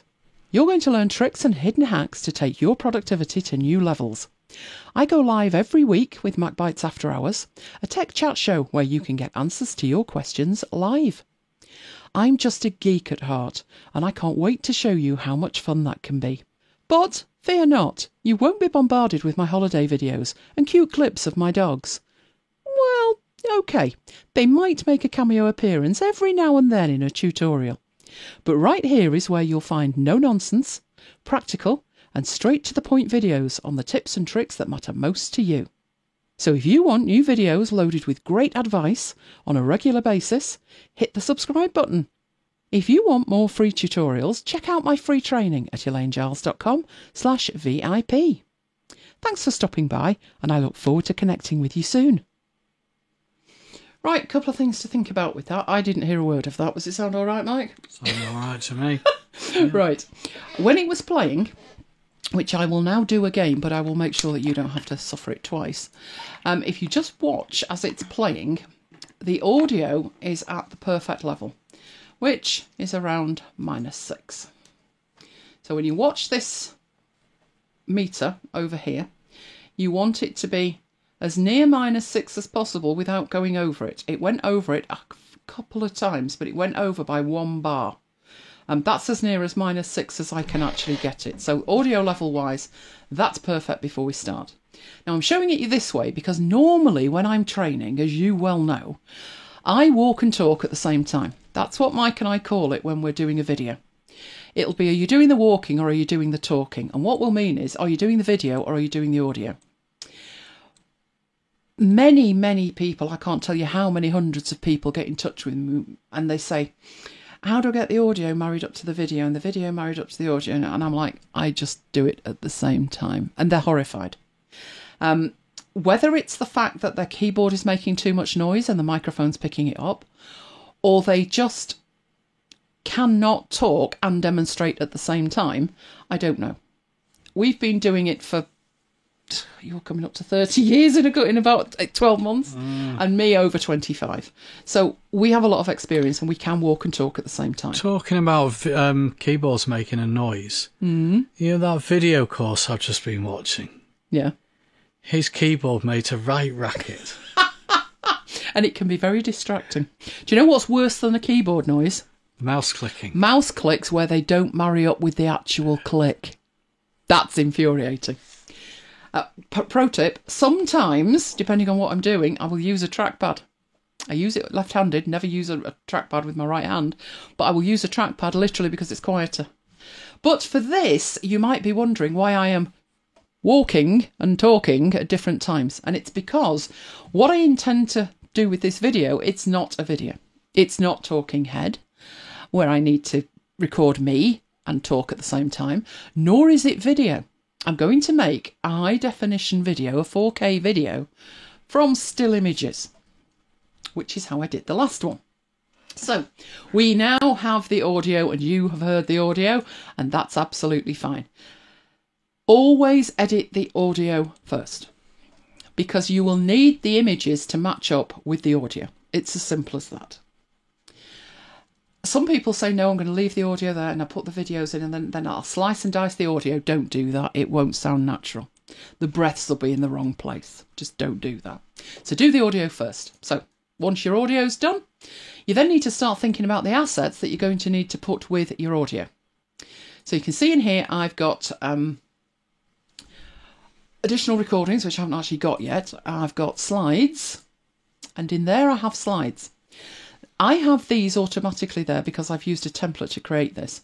But overlays is what I call slides that are either lower thirds, or they are overlays where I'm putting a keyboard shortcut on the screen or something like that. But for a video like this, where the whole thing is going to be images or slides, I'll just use a Keynote file, and that's exactly what I've got here. So all of my stuff is going to be in this Keynote file. So let's have a look at the Keynote file. And there it is. Some of these I'm not going to use. Some of them are alternatives.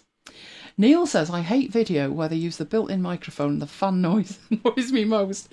The thing is, Neil, you go ear blind to it. When you're recording, you're aware of the noise and stuff. But as you start listening to the video back, you kind of just get used to it and your ears filter it out. And then you put it out and you press play and think, oh, what's that noise? And because it kind of cuts in, and it's very difficult to get rid of it. It is difficult to get rid of it. It's not just buying the best microphone, having the best microphone. That has got nothing to do with it. You could probably get away with a £15, £20 microphone if you know how to use it. And there is a lot to knowing how to use a microphone. I said to Mike, I am sick of struggling with these microphones. 1 minute it was fine, then it wasn't. And I said, I just can't work out what's wrong with it. And I undertook 2 courses where all they showed you was how to use a microphone. Not a particular microphone, any microphone. We'd got acoustic shielding, we'd got foam, we'd got all kinds of equipment, and it was still humming. But we sorted it out. But the course was literally microphone usage, and they were for singers. They weren't for voiceover professionals. They were kind of for singers. But I learnt a lot. So what I've got in here is pretty much what I think I'm going to need. I have my YouTube image that I might need, and I've got some others. Hello and welcome was on my last one. And then all of these. I couldn't make my mind up between that one and that one. I prefer that one, but there was a reason that I didn't particularly use it. I've got my PowerPoint one, I've got my Keynote one. Unbelievably, all of these icons have changed since the last time I did one. I've got my after hours thing in, and I've got a bit more. So I'll take it from the top and just show you. Not that it would actually be played like this.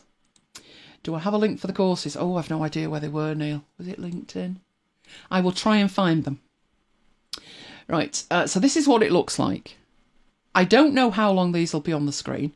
I don't know which one of those I'm using, quite like either. I'll make my mind up. But these are the things that I actually talk about. I'm going to mention after hours. Then I've got these.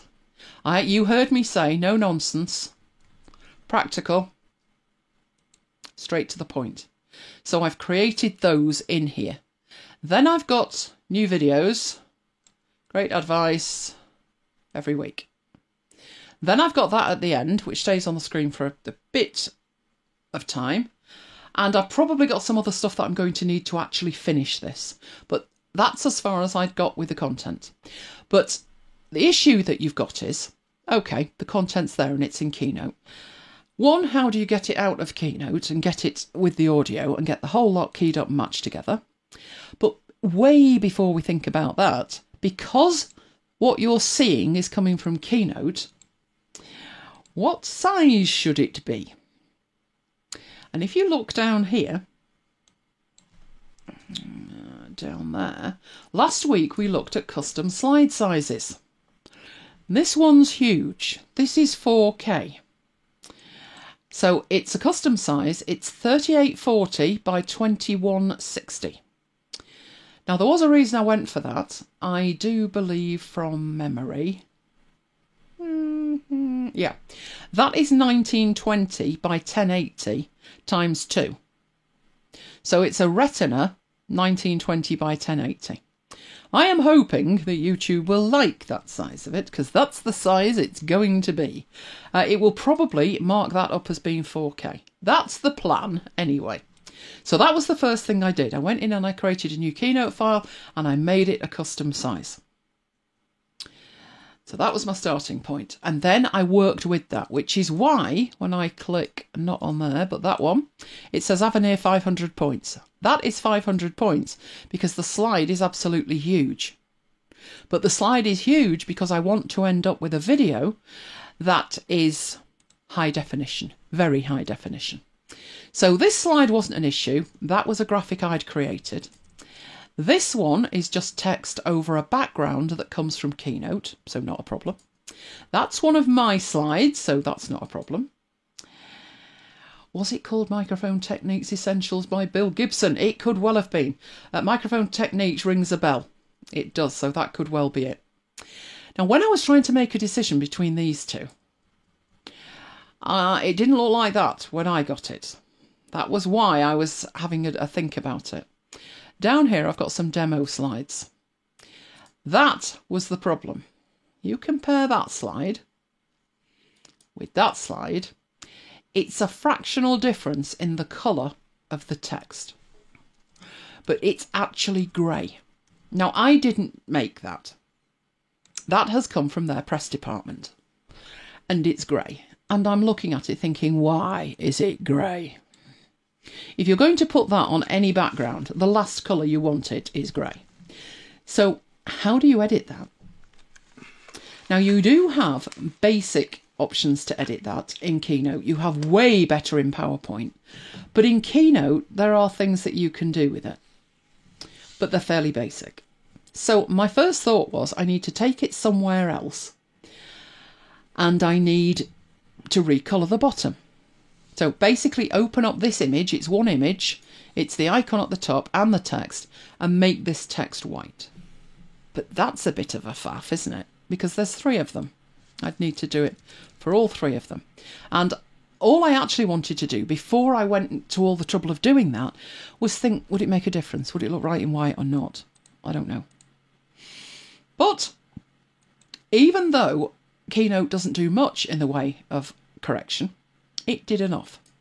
So if I take that and I bring up the image adjustment, what would I need to do with it to make it white?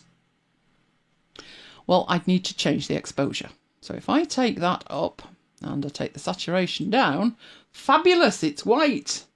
Image at the top, not good. Now it's blown out and it's desaturated. So, but the text at the bottom looked great and I thought, yep, it needs to be white. So I reset that and started again. And here's the fast way to do that. All you need to do is copy and paste that so you've got 2 copies of it. Line them up absolutely perfectly. And then, because it's an image, crop off the top of the icon, which leaves you with the image at the bottom. It's there, but you've chopped off the icon. And then go into the image adjustments and take the exposure right up and the saturation right down, and now it's white. And all you need to do is literally do the same with the others. Most important thing is to make sure that they line up absolutely perfectly. But it couldn't be simpler once you get past that. That was how I made them white. I've actually done this with other things where I've changed colours from black to white. I've reversed a negative with it. The principle is exactly the same. In this case, the only thing that's different is that I want to change the bottom of the image and not the top. So I'm creating another copy of it and then applying it to that second copy, which is sitting quite happily on top of the other one. So that was that thing sorted out. Right, the next thing I needed to do, after I'd done that, the rest were fairly simple. That was simple. That was simple. That's a poster that I always use. Was this, which is, that looks like, get hold of it, and it looks like that. Now, to do that, I've got some in the demo. Here is one that does not have anything on it. All you need to do is create a built-in effect, which is called Anvil.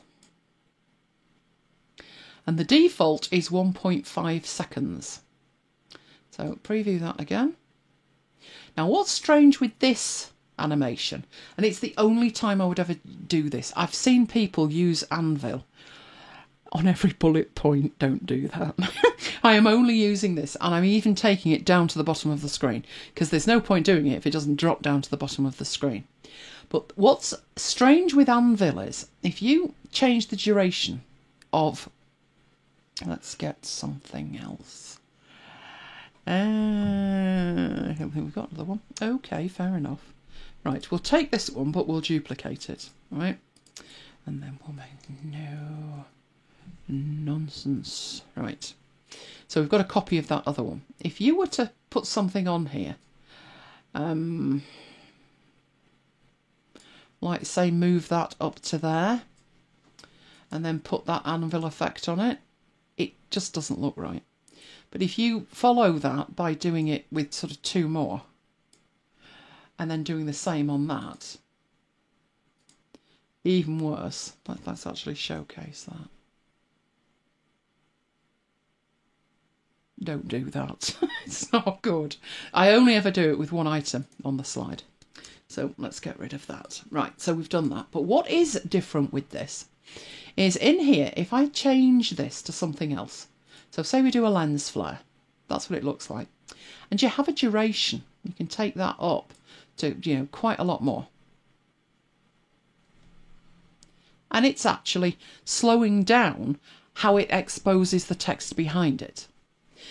But with Anvil, if you change that from 1.5 to 4, and then preview it, it comes down just as fast.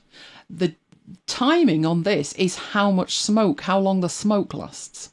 So if you're going to do this, so you want some video for it, check through the durations first and make sure that it fits. Now, obviously, I'm putting a duration in here and I haven't got the audio playing. So I don't really know how long I want this. But from past experience, looking at these ones up here, I had gone for 2 seconds. Even though this is a different audio, I'd probably go for the same. So take that down to 2.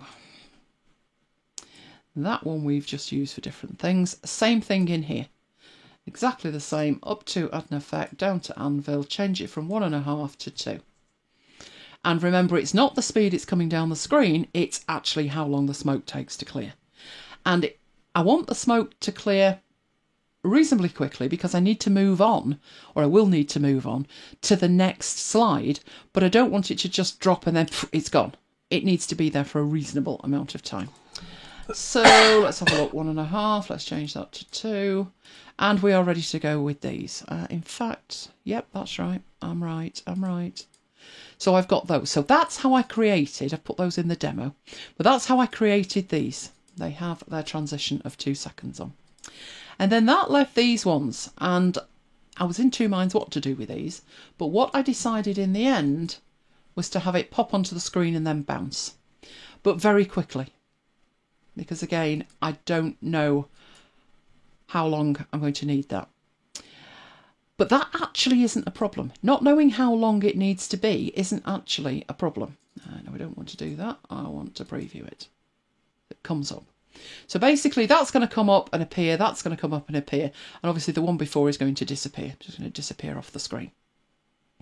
So very simple with what I've done in here. The trickiest part's going to be to drag it all together. But there they are. So you've seen the transitions that I've created, done those on the demo slides. The next thing I need to do is to get the content out of here. Now, this is where I talk about if I had no transitions or animations on this, I'd take them out as images and be done. And worry about it on the timeline later. But I do have some video. But not all of it is video. So, this is where my post-it notes come in. From 13 down to 18 is video. So I would put on my post-it notes 13 to 18 video, which tells me that 1 to 12 and 19 to the end, which is only one slide, I believe. There we go. To make my own life easier, it's actually easier to move this out of sequence and put it up there so I can only do 2 exports instead of 3. Oh, is Jonathan nodded off? I don't think he's nodded off, Neil. I'm confident. Right, so I would need to export from 1 to 13 and then it would be 14 to 19 and I would have my slides. So the first one, which is easy, is to just export them as graphics. So 1 to 13 export as graphics. So up on file you have export to and you have all of these options and I want these as images. Now I don't have any builds on it so I don't need to worry about the creating an image. Told you he was still there, Neil. Knew it. But I am changing this from 1 to 13. Now, then I'm thinking about the quality and I'm going to go for TIFF. So they are the best quality. And export those. So I will put these on the desktop. Doesn't matter that they're called overlays, that will do. And that is the still images exported. That leaves me with the video. Now, when you come to export the video, you might have wondered if I was doing this in Affinity Designer, I wouldn't necessarily have had to have made them as huge as they actually are here, these slides that are double 1080p. But in here, you get no option at the point of export to change the size. So it has to be the right size when you start. So the good news is if you have started and you've got a lot of content that's too small that you would need to upscale, don't bother. Just leave it as it is, create a new Keynote file, make it a new size, and then let me show you what happens. Here is the presentation we've been looking at all night. There's a slide. Now that's probably not the best slide. Let's choose that slide, right? But let's choose that one. Right, if we go into the slide size here, it's 1280 by 720. But if I position that correctly, and I drag the Excel slide over here, it will do the scaling for you. And now that is 3840 by 2160, and it's fine. The text is the right size, and this has not looked horrible. It's not done the scrunching it up. That's because the background of that, let's go into here, right? The master that's based on, go and change master, it's just brought in. That didn't exist before, it has now. Right, but if you go into here, the background of that, let's edit the master slide, the background of that is an image. And if we look at it in here, it's a PDF. What's a PDF? All together now. Mike, come on. What's a PDF? What's a PDF? Portable document format. Oh, good grief. It's a vector, which means it's scalable with no loss of quality. This is why we use PDFs. Right, so that has scaled up, but this text has scaled up. So that text in here is 186 points. I can guarantee you in here it's not 186 points. Let's go on there. It is 62. So if you've done it in the wrong size, there you see, they're all there. Look, vector, vector, vector. No, Mike's gone for a totally different approach, bless him. Just make a new file and drag and drop your slides in and your problem will be solved. Okay, so let's get rid of that. But what we do need to do is get out 6 slides, 14 to 19, with video.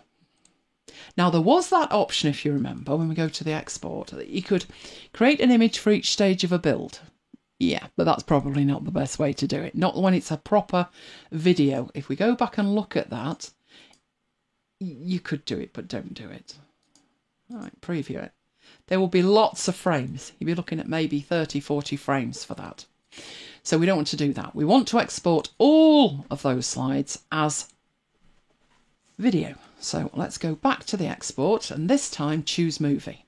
And this is where it all gets tricky because there used to be a lot more options than you have available there. I'm just reading that. I thought it was a question, but they're talking about washing. Fair enough. Right. You have 2 options. You've got, for a start, self-playing, and you have an option for screen show recording, but we haven't recorded it.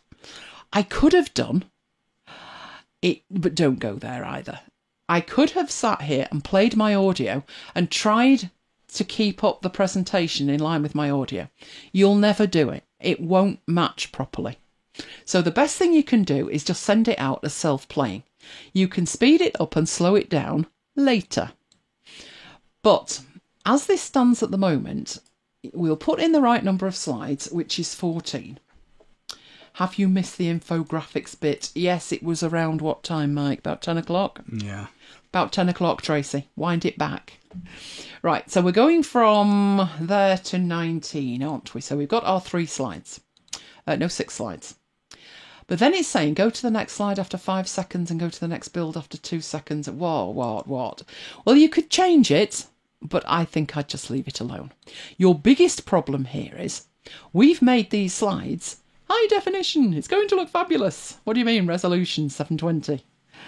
Even if I wanted 720 and you wanted 720, don't leave that at 720 like that.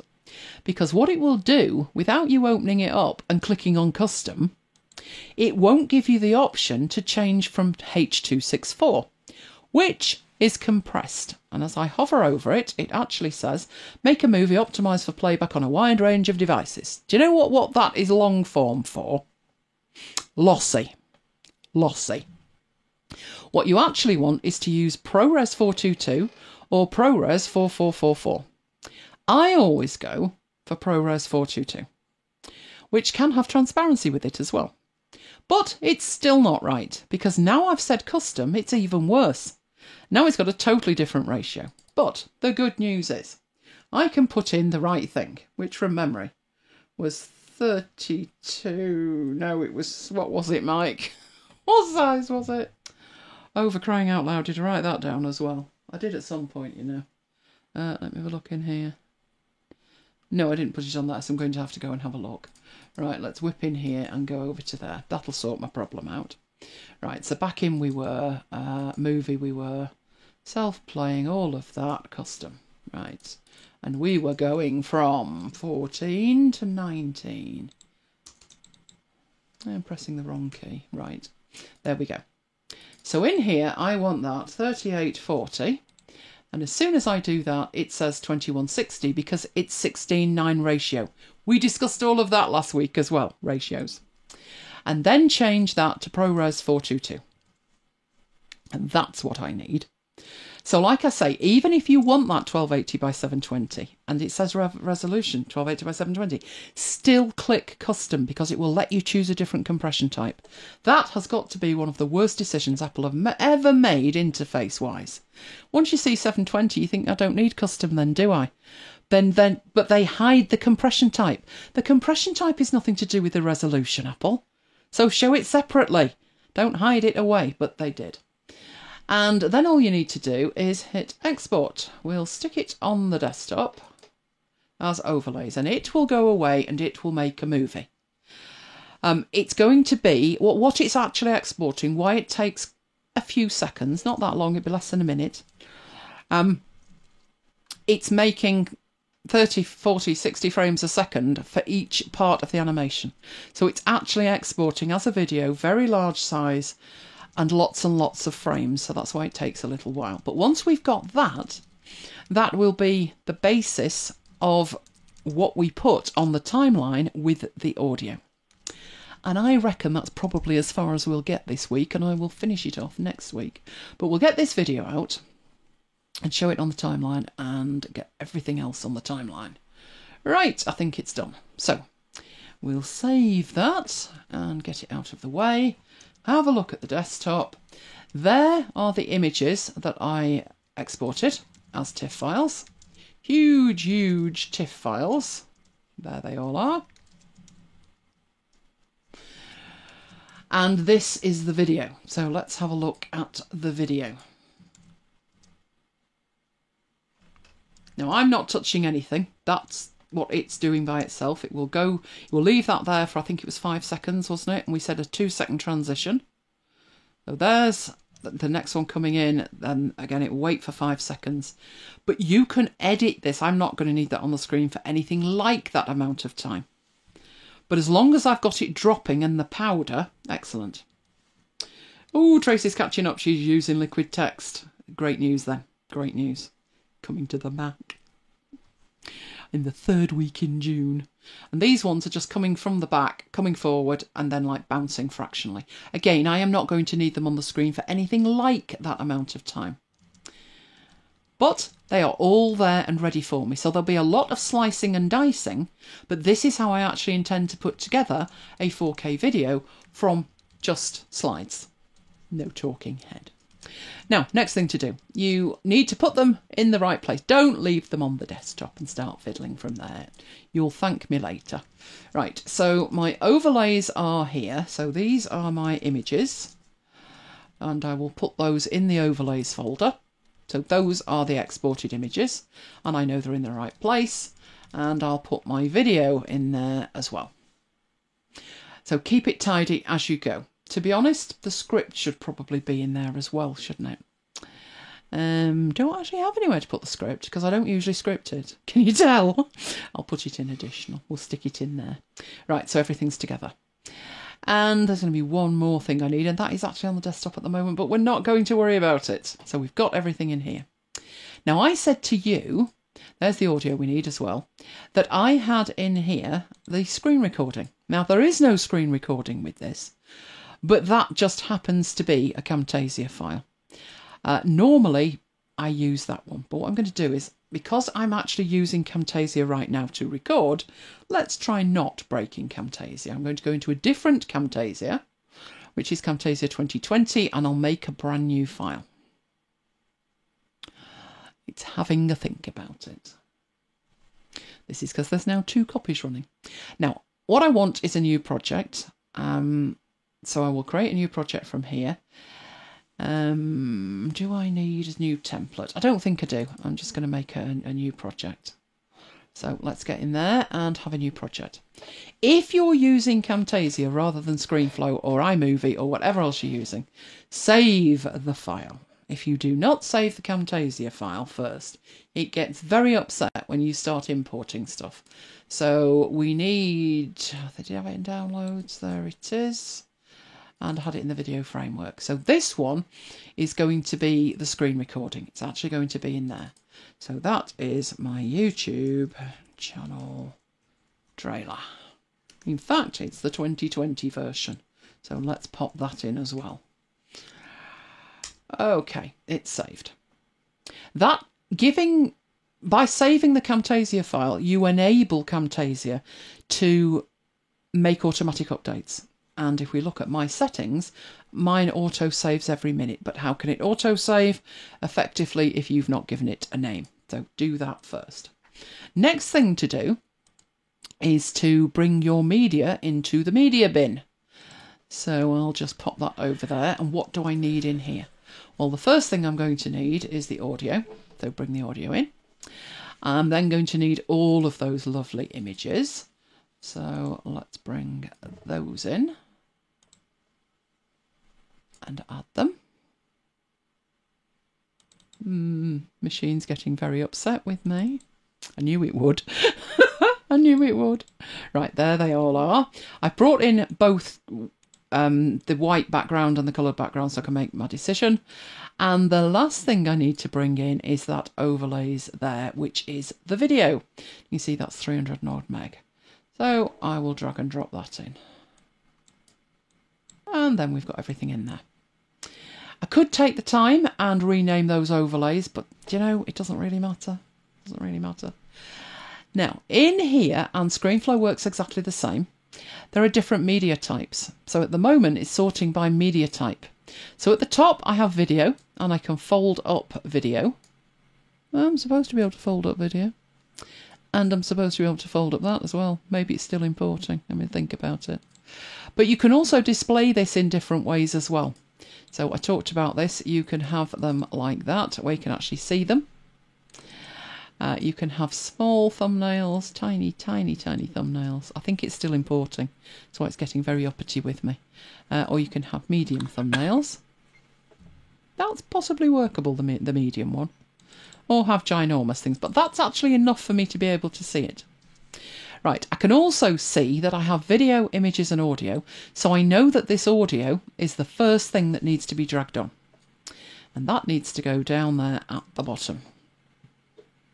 And I already know that that audio is absolutely fine, but if you had problems with your audio and it was too low, you can actually increase the gain in here on that audio track. Or you can take it down. 2 ways, well 3 ways actually.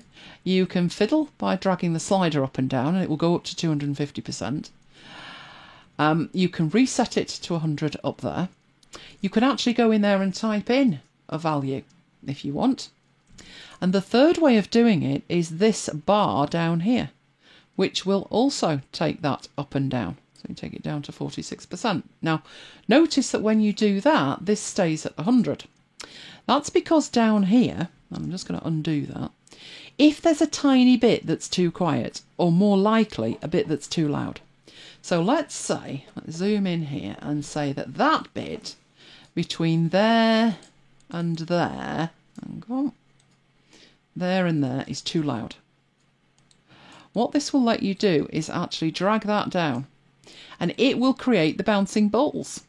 When I say the bouncing balls, let's click back on it so we can see it. These here are points that you can use to change the audio and they move around. So you can have it fading in and fading out and all kinds of things. But obviously, and you can delete them as I'm deleting them now because I didn't actually need to do that. But that you can do. You can even put these balls, double click and get your own that you then move around. So that's all fixing the audio.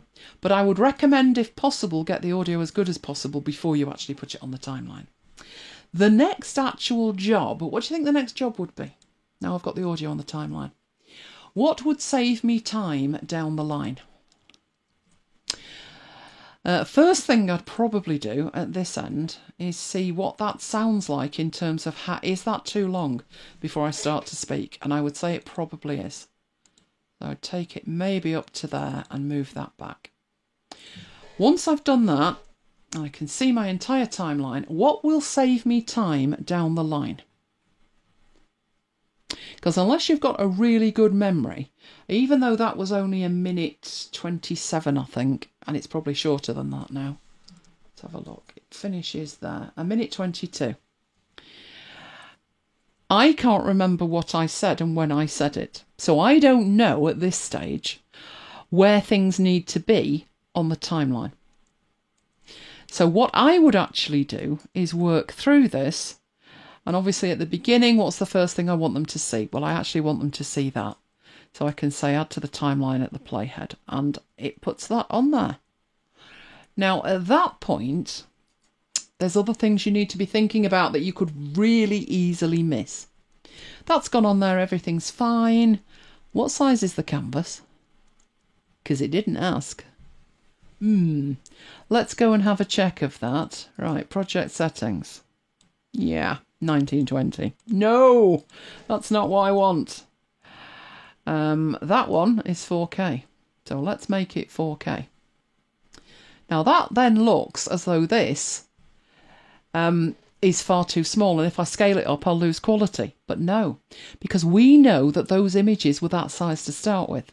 And actually when we dragged and dropped it onto the canvas, it made it 50% because the canvas was only half the size we actually needed. So in the scale in here, I can actually just put that to 100% and everything is fine. Brilliant. So now I know the audio, the video size is right. I've done all of that. We got the audio correct, but what do I need to do? And nobody said anything. There's something that will save us time down the line, a lot of time. And that is, if we knew what was supposed to be showing on the timeline at the time, we could just drag and drop things on there and then perfect them later. But at this point here, let me have a listen. I'm just a geek at heart, and I can't wait to show you how much fun that can be. Where's a bit about it? Fear not, you won't be bothered. Let's go over here a bit. You'll find tips showing you how to get the absolute... Right, so at this point I'm talking about software. So I need to start, I think I actually mentioned Affinity. Right, so at this point I mention Affinity Photo. So I need to bring my Affinity Photo on, which is fine, but that's going to be on for such a tiny amount of time. So what I could actually do is go through the audio way before I start bringing assets onto it and listen to it. And if I do that, hang on, that was definitely not the right key. Come on, back you come. Right. If I am at that point, I can put a marker on the timeline and I can put on there Affinity Photo. And that will flag that up as being Affinity Photo at that point. And then at this point, it will maybe something else. So let's say it's Affinity Designer at that point. Go through the timeline. Have you noticed there's a bug in this software? It drives me insane. It makes the first letter lowercase every time. If I've told them once, I've told them 1,000 times. Right, so that's where I'm talking about Affinity Designer. And then at this point, I am talking about Affinity Publisher. So I'll tell you what, I'll put in 2 capitals and see what it makes of that. Oh, and now they're both capitals. Oh, the tricks you have to work. Right, that would enable me to whip through the video and know exactly what needs to be where. So there's my first overlay up to that point. Then I start talking about Affinity Designer, so I want that bit there. Bring that in. Obviously, it's far too long, so I need to scoot it right down. And then put Affinity Publisher in like that. And that's how I marry it up with the actual audio. So I've probably finished talking about the audio at that point there. So really what I need to do this week to get it ready to show you next week is I'll put all of the markers in and then I'll work out, make sure I've got all of the assets, and we'll actually finish it off next week. Okay? Because we've got an unboxing, haven't we? Oh, I'm so excited. Right, I need to do things with the unboxing. And if you think about questions in the week, especially when you said your husband was starting a channel, if he's got any questions, bring them along. But I will lose that for the moment because I need to start some magic over here, because if I don't, then I won't have a copy. It's a long story. Right, why have you gone back to that again? Oh, did you say how much I hate video? Now it's gone on to the front-facing camera. We definitely don't want the front-facing camera. Right, webinars. Right, all sorted. So, where's my deloused box, Mike? Here. And is it being fully deloused? Yes. Excellent. Right, so I'm going to get that going. Move this machine out of the way. It's being Dettoled. Hopefully I can still see the chat. The laptop's at an alarming angle. And I'm zooming in so I can see the chat. Right, need the light on, need the box. Johnny's still away. And Johnny's mate, Dad, he's not finished the show yet. Right. No, that doesn't work. You have to turn that off. Because otherwise we get spiders. No, I said turn the light on to me, not you. Oh. Right, now you need to see the video. It won't work if you don't see the video. So let's get that shared. And hopefully it's at an angle that we can all see. Might need to move it round a smidgen. Right, where's the box? Where's the box? There. Okay. There's the box. Right. Ooh, it says there's a battery thing in it. And indeed there is. Move it round a bit. Right, I think we can see enough of that. Excellent. Did you do the back of the box? I did all of the box. It is feeling a bit damp. Yeah. Right, let's get into this. Now, shall we give them a clue? I'm taking Is clues. it my Toblerone? Oh, I'm glad you enjoyed that, Stephen. Does it look like a Toblerone, Mike? Look at the shape of it. It could be a small Toblerone, I suppose, but no, it's not. No, if I'm creating a new YouTube trailer, what am I doing? I'll show you how to put that up as a YouTube trailer as well. Right, let's open this up. Clearly I'm intending to do more video, which means I need toys.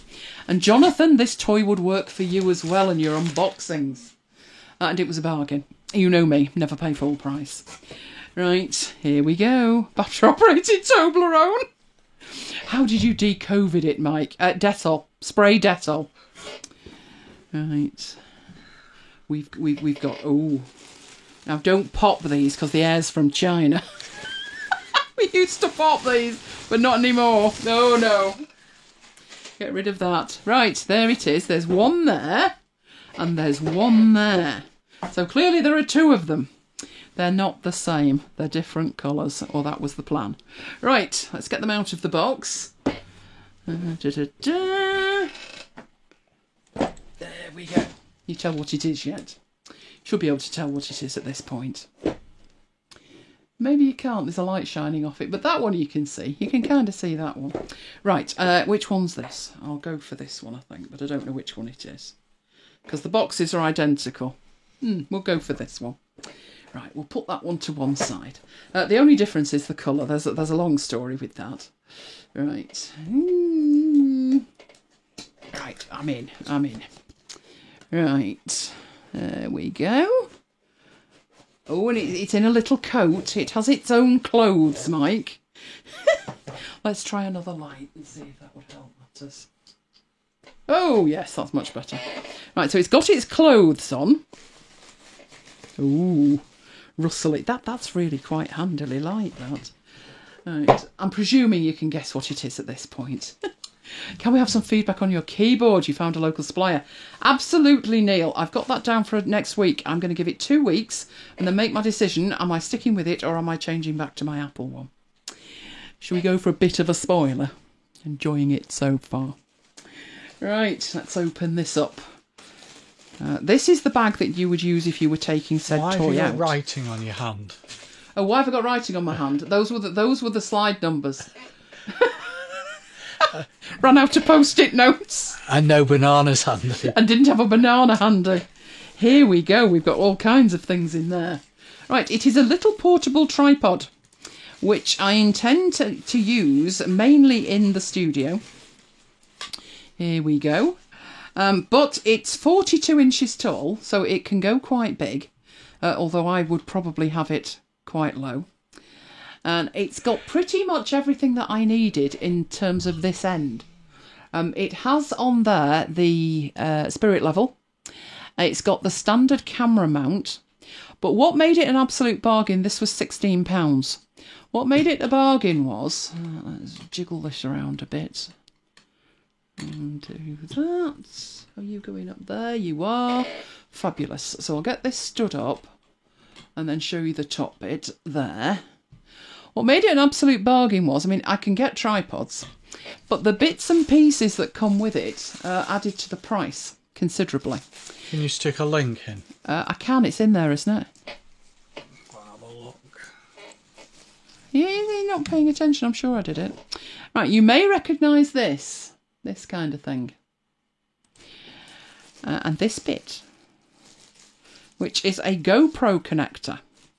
So you could put a GoPro on it. So what happens is that there is a standard camera thing that will go on that end of it.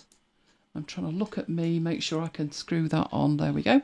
So you can actually then put a GoPro on it. But not only could you put a GoPro on it, I actually have ball heads that are GoPro standard ball heads. I'm contemplating trying to turn this round, but I might blind you. So be warned, it's going to be quite bright. But I'm showing you a light, and I'm showing you that this light is actually on a GoPro head. So let me see if I can get up there. Can you see the GoPro head on that light? It's sticking out at the side, to the right-hand side of it. There it is. So let's put that back down there. So GoPro heads are quite handy. Very handy things to have, GoPro heads. But that's what that is. That is a GoPro head. So I can put lights on it and I can put other stuff on it. But this is the thing that Jonathan needed. And these are about £8 to £10 on their own, which is a camera holder. So you would, let's get a phone. Oh, it's still plugged in, charging. Here we go. No, not Face ID. Go away. Go away. So there's my phone. And you literally just wrap that round it. And then that can sit in one of two ways on your tripod. There is one at the bottom and there's one at the back. So if you wanted it held upright like that, you'd actually use the one at the back. But as I say, these are about £8 to £10 each on their own. So given that the tripod was £16 and it came with one of those, I thought, yes, we'll be having that. So there's the GoPro, there's that, there's the screw to put the GoPro on with. But it also came with this, which I'm sure you've seen. They usually come with selfie sticks, but they're also sold independently. And again, they're about £8. And what it is a Bluetooth controller. So it will work. There we go. It will take a still and it will take video on the press of a button. So you attach this to the device that's on your tripod and you don't need to touch it. So I figured with this at £8 to £10 and the other thing at £8 to £10, the tripod is basically free, because I have bought one of these to replace one that I had a long time ago. And I was shocked at the price of them. So you just turn the thing on at the side, you pair it with Bluetooth, and then you use this to start the video, stop the video, or take a still image with it. So that's it. It's not normally that expensive, to be honest, either. It's about £23 normally, but it was on offer for £16. But the other thing with it is it's so small and so light that I would have room on my desk for maybe 3 of those. So don't think it's a surprise if I tell you I'm looking to do more video. Thus, I need more video equipment. Got to have a reason to have toys. So I'm looking for ways of utilising my older phones as video. And this would work nicely. I would just pop that on top of there. This is what you needed, Jonathan, for your unboxing. Next time. Next time. Screw that on like that and pop the phone in it. Let me try and get that so you can see it. You see it, but it's sideways, but you get the idea. The phone would pop into there and then you would manipulate it with this, whichever way you wanted it. You could actually use that. You tipped it forward, though it looked like that, and gone like that. You could potentially use that for an iPad as well when I show an iPad. So I'll have to have a play with it, see exactly how I can get the best out of it. But I got that one, and the other one should be identical, save for one thing. And the reason that I didn't go for 2 that were identical is when they're on offer from Amazon, you can only have 1 of everything. But luckily, if they do them in different colours, you can have them in different colours. So there was also one that was a different colour. So I went there. Don't panic, it's not pink. And the other good news, of course, with this is that it's got the casey thing that you can pop it into if you are going out. So let's see if they did actually send a different colour. Let's open that up. Get out the bag. Yes, it's a different colour. This one's just totally black. So there's a black one and a silver one, and I wasn't particularly bothered one way or the other. But I thought to my little self, If I can have 2 instead of 1, then I will, which will save me spending more money on it. So basically saved on that 24, 16, 8, £16. It was like getting one for free. There we go. So same thing, just black. But also give me benefit to know which is which, depending on which I've got set up. So if I've got one set up for the phone and one set up for the camera, then I would know which was which by the colour. And here's another Bluetooth thingy. And all of this stuff. So GoPro stuff and the phone holder for the top. Can never have too many of those, I find, because I tend to lose them. But I need to sort my stuff out so I don't lose it, don't I? I do not need to do that. Right, so that was the unboxing. There you go. Might have to send one for Jonathan for his next unboxing. Oh, Stephen's bought it. Excellent. Yeah, so there was the silver one, there was the black one. I like the fact it came in a case, because we do tend to throw them in the car from time to time, don't we? We do. And I do have one that's much bigger and much heavier, where you can put the, I mean, you can do that on here, to be honest, but stuff that I tend to put weights at the bottom to actually hold it really steady. But in the house, I don't need that, and I don't need the bulk either. So, yeah, I'm suspecting a lot of the time it'll probably be folded up like that and used on a desk. But on the odd occasion it needs to go out. It has its own clothes. It was nice it came with its own clothes. You can buy these as well, and I just think, like, how ridiculous that you buy the tripod and then you need to buy the clothes to go on it. Utterly ridiculous.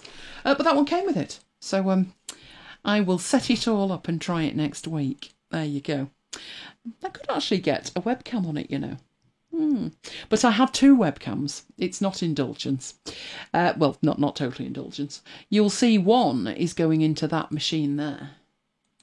And that's because Camtasia is shocking when it comes to recording webcam footage. So what I do is I put it in there and I record it on a different machine in ScreenFlow.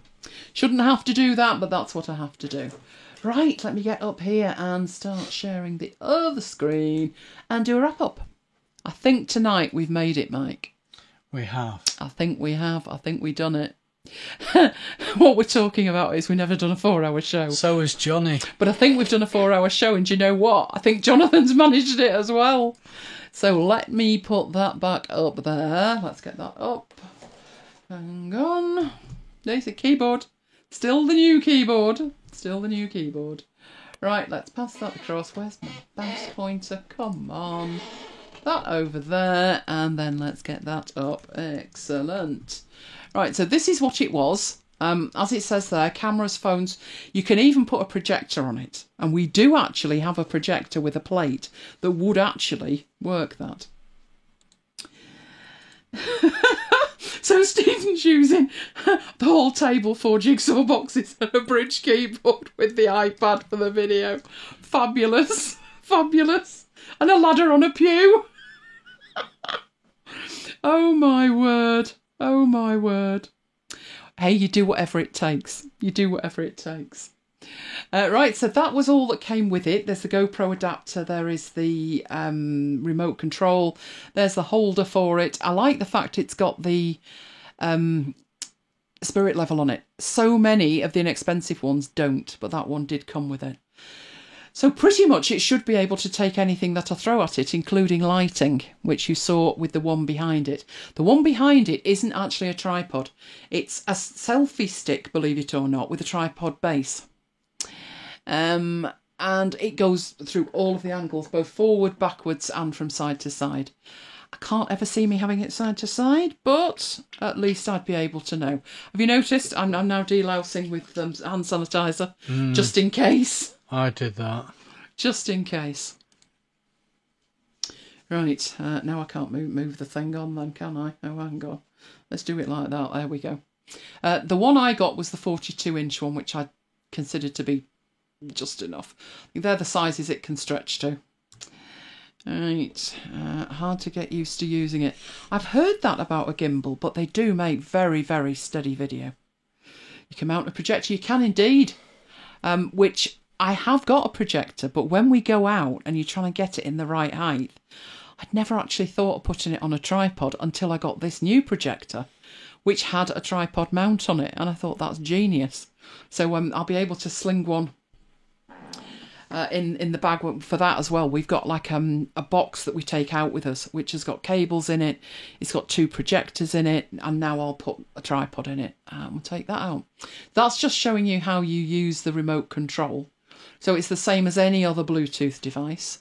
And there it is with a GoPro and a standard phone and a projector on it and a light, which is rather cool. Now, we'll be back with you next week, won't we? We will indeed. Is it football next week? It's not, is it? No. Wasn't there something on the 12th? I did think there was something on the 12th that was going to get you giddy, but I can't remember now. The 19th is going to get him majorly busy because there's a United game on. So he's not pleased that that's clashing. But everybody else wants you to commentate on it, and I think that would be a good idea. Yeah. Why the dickens not? The 12th is the quiz. Oh, that's right. I knew there was something. Yes, Brooklyn's having a quiz. Well, I've got a prior engagement, so I'm not. Right, and an Asda order. And an Asda order. So it's busy night. What can I say? Right, I mentioned stuff that was coming up. Prepare thyself. It is on the 22nd of June. WWDC 2020. We are assuming there will be a keynote, which means there will be a MacBites Live. We haven't had a MacBites Live since last December, and we don't talk about last December. Do we, Mike? No. No, it was bad. We're assuming it's going to be the 22nd. If it is, and it's at 6 o'clock, we're starting at 4. We're starting at 4 with Marooned. And then we'll go into the live at 5 o'clock. Glad you enjoyed it, folk. Need to spend some time with it. Oh, you gimbal. You absolutely do. So bear in mind that's a provisional time and date. We will firm it up as we get nearer. Still no news from them what they actually intend to do, but there you go. That's Apple, isn't it? And if you want to listen to more MacBites Mayhem on demand, we have Marooned at MacBites headquarters, which is going live every day and available as a podcast at that link. So unfortunately, it's a long link, but it's so worth it. macbites.fm/feed/macbitesfm_on-demand.xml. You just need to put that into your podcatcher of choice and it should be fine. We love you guys, and if you love us, could you give us a like? It really makes a difference with YouTube. And as you've seen, with all the effort you need to put in with channel trailers and all kinds of things, likes help. So thank you very much. Thank you very much, everybody, saying it's a good show. Glad you enjoyed it. Breakfast time for Peter. It's surprising it's not lunch, Peter. It's nearly breakfast time here. But we'll get there. Right, so let me get up here. No, I think I've been through all of that, haven't I? If you want to join us in Slack, it's macbites.co.uk/Slack, and it's where we carry on the conversation during the week, and we have an absolute ball. Got the privilege of following along with Jonathan's photos, didn't we? From his walk today. Loving that. And other than that, we will be back with you. Tracy loved the graffiti on the back of your hand. I'm trying to find the right thing here. There we go. Yes. Oh, I know what I was going to do. That's exactly what I was going to do. Hang on. Hang fire. Right, coming out to this because I need to go into that, which looks so innocuous, doesn't it? But when I add that to it... Oh, Jonathan. Right, I need to go to there. Are we watching? Oh, Jonathan, well done. We have our scoreboard. You do realise it's all a ploy on my behalf, don't you, to get Jonathan to stay to the end? See, I'm changing my tune now. I know, Jonathan, when it's November and it's freezing and you're curled up in bed, that I'm going to win. So you enjoy the summer, Jonathan. We'll see how it goes. But very, very well done. Because Jonathan went on a major walk today. 14k, wasn't it, Jonathan? Or nearly 15k? And managed to make it to the end of the longest ever MacBites After Hours. So, very well done, Jonathan. I'm impressed. I'm incredibly impressed.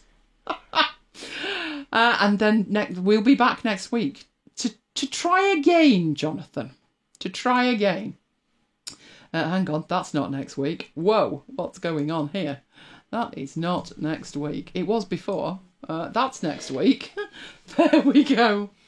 We'll be back with you, same time, same place. We know pretty much what we're covering next week. Have you decided what you're doing? Yeah. Excellent. more of what I've just done. More of what you've just done. Yeah. I'm going to finish off my channel trailer, and you will get to see the exclusive reveal of channel trailer. I'll also show you how I... oh no, what's the word? How I made my research for my channel trailer way faster, and what I'm doing with my videos that make things way faster. So you won't want to miss that. I'm going to claw it back in the winter, am I?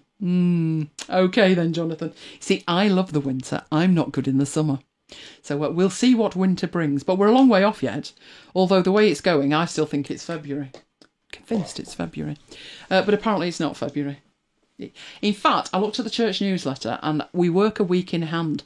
So it said the 21st of June. And I'm like, sorry, no, the 14th of June. And I'm like, whoa, where did June go?